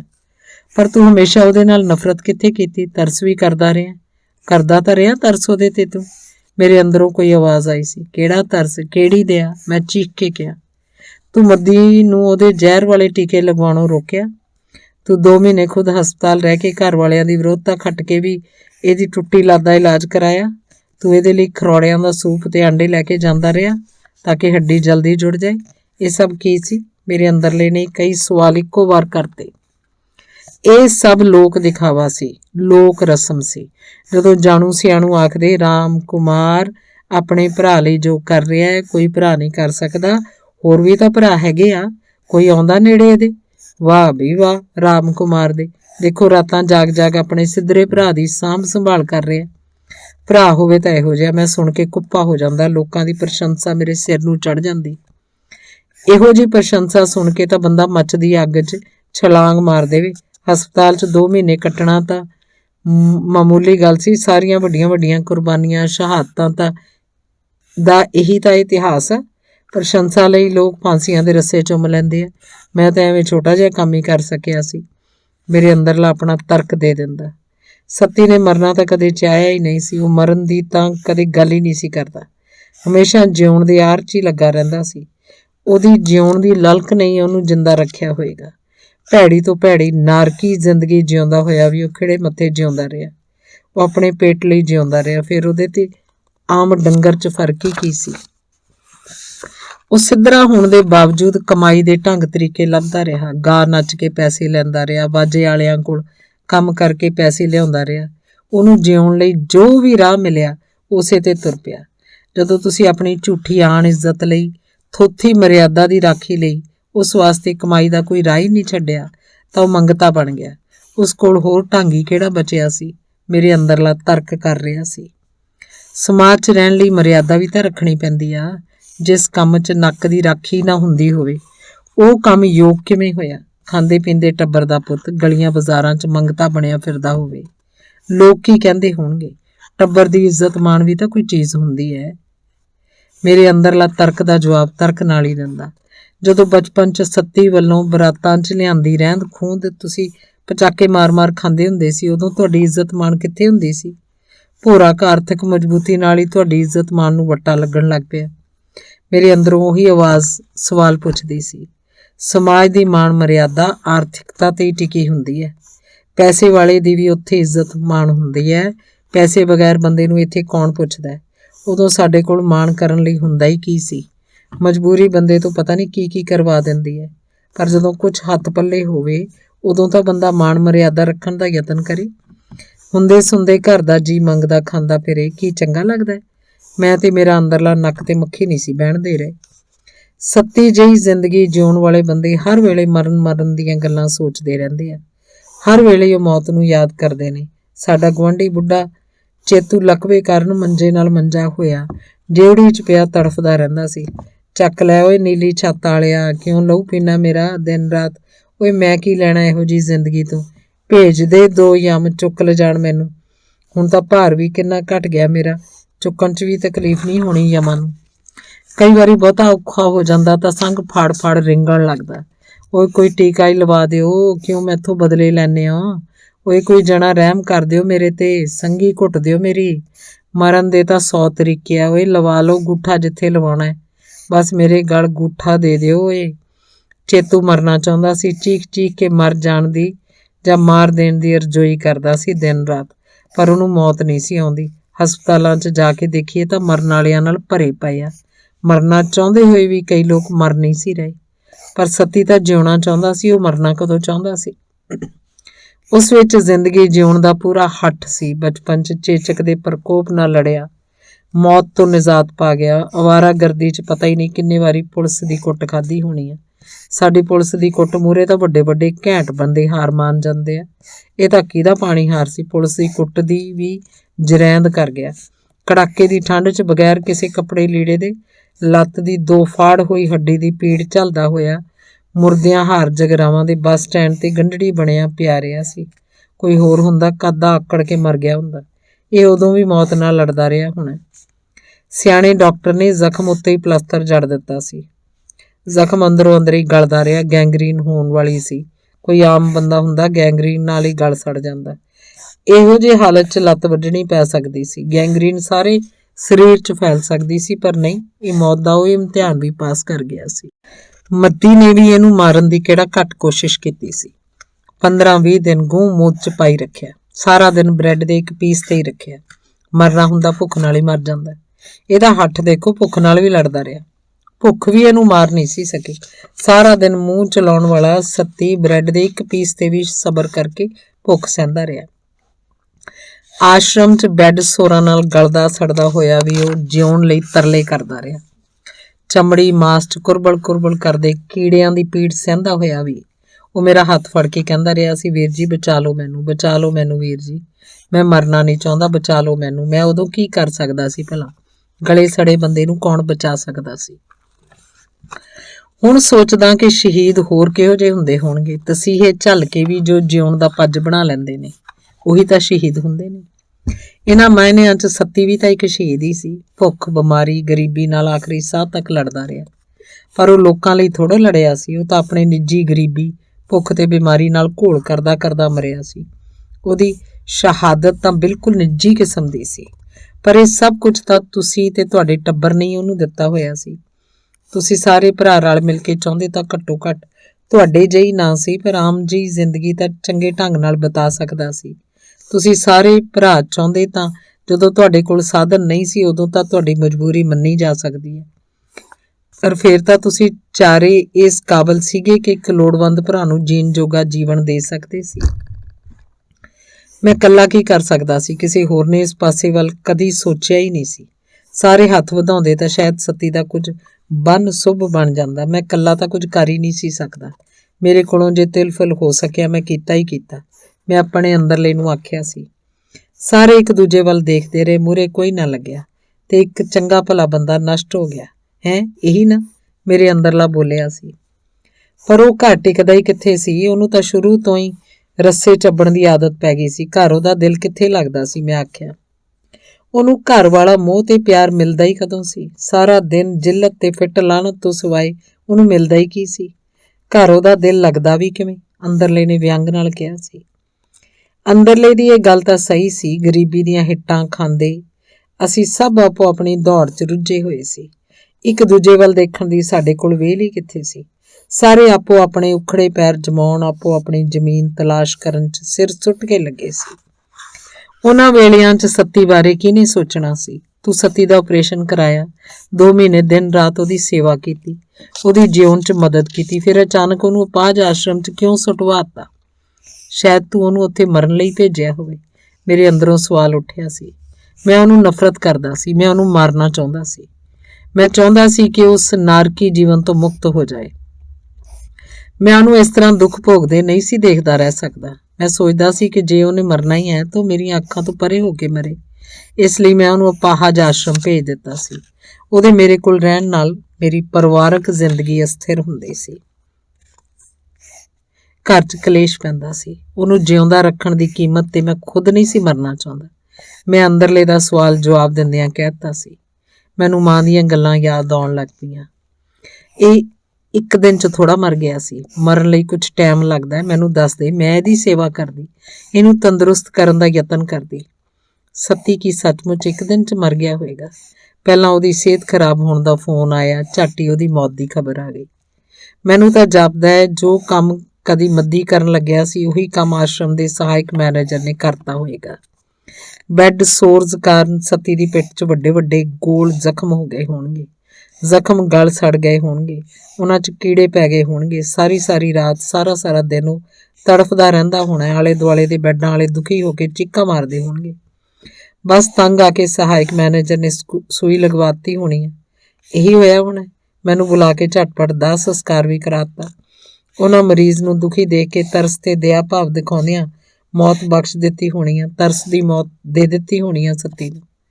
पर ਉਹ ਮਰਨਾ ਕਿੱਥੇ ਚਾਹੁੰਦਾ ਸੀ। ਮੇਰੀ ਆਖਰੀ ਮਿਲਣੀ ਵੇਲੇ ਕਿਵੇਂ ਮੇਰਾ ਹੱਥ ਫੜ ਫੜ ਜੀਣ ਲਈ ਤਰਲੇ ਲੈ ਰਿਹਾ ਸੀ। ਉਹ ਜੀਣ ਲਈ ਉਹ ਕਿਵੇਂ ਮੱਛੀਓਂ ਮਾਸ ਹੋ ਰਿਹਾ ਸੀ। ਮੈਨੂੰ ਖੁਦ ਉਸ ਦਿਨ ਉਹ ਤੇ ਕਿੰਨਾ ਤਰਸ ਆਇਆ ਸੀ, ਕਿੰਨਾ ਪ੍ਰੇਮ ਜਾਗਿਆ ਸੀ। ਸੱਤੀ ਦੀ ਮਰਸੀ ਕਿਲਿੰਗ ਨਹੀਂ ਹੋਈ, ਕਰੂਅਲ ਕਿਲਿੰਗ ਹੋਈ ਆ। ਇਸ ਸਾਜ਼ਿਸ਼ 'ਚ ਮੇਰਾ ਵੀ ਹੱਥ ਸੀ, ਆਸ਼ਰਮ ਵਾਲਿਆਂ ਦਾ ਵੀ ਹੱਥ ਸੀ। ਮੈਂ ਤਾ ਉਮਰ ਸੱਤੀ ਦਾ ਬੇਤਾਲ ਆਪਣੇ ਮੋਢਿਆਂ ਤੋਂ ਲਾਹੁਣ ਦਾ ਯਤਨ ਕਰਦਾ ਰਿਹਾ ਸੀ। ਮੇਰੀ ਪੂਰੀ ਕੋਸ਼ਿਸ਼ ਰਹੀ ਕਿ ਮੈਂ ਕਿਸੇ ਨਾ ਕਿਸੇ ਤਰ੍ਹਾਂ ਇਹ ਬੇਤਾਲ ਮੇਰੇ ਮੋਢਿਓਂ ਲੱਥ ਜਾਏ। ਉਹਦੀ ਗਤੀ ਤਾਂ ਮੈਂ ਕਰਵਾ ਆਇਆ, ਪਰ ਮੇਰੀ ਸੱਤੀ ਤੋਂ ਗਤੀ ਕੌਣ ਕਰਵਾਏਗਾ। ਉਹਦੀਆਂ ਗੱਲਾਂ ਦੀ ਯਾਦ ਹਾਲੇ ਵੀ ਖੰਜਰ ਵਾਂਗ ਮੇਰੀਆਂ ਰਗਾਂ 'ਚ ਕੁੱਲ ਬੁਲਾ ਰਹੀ ਹੈ। ਮੈਂ ਸਾਰੀ ਉਮਰ ਸੱਤੀ ਤੋਂ ਆਜ਼ਾਦ ਹੋਣ ਦੀ ਕੋਸ਼ਿਸ਼ ਕਰਦਾ ਰਿਹਾ। ਕਿ ਮੈਂ ਆਜ਼ਾਦ ਹੋ ਸਕਿਆ? ਇਸ ਸਵਾਲ ਦਾ ਜਵਾਬ ਹਾਲੇ ਮੇਰੇ ਕੋਲ ਨਹੀਂ ਸੀ। ਕਈ ਸਵਾਲ ਹੀ ਅਜਿਹੇ ਹੁੰਦੇ ਨੇ ਜਿਨ੍ਹਾਂ ਦਾ ਕੋਈ ਜਵਾਬ ਨਹੀਂ ਹੁੰਦਾ।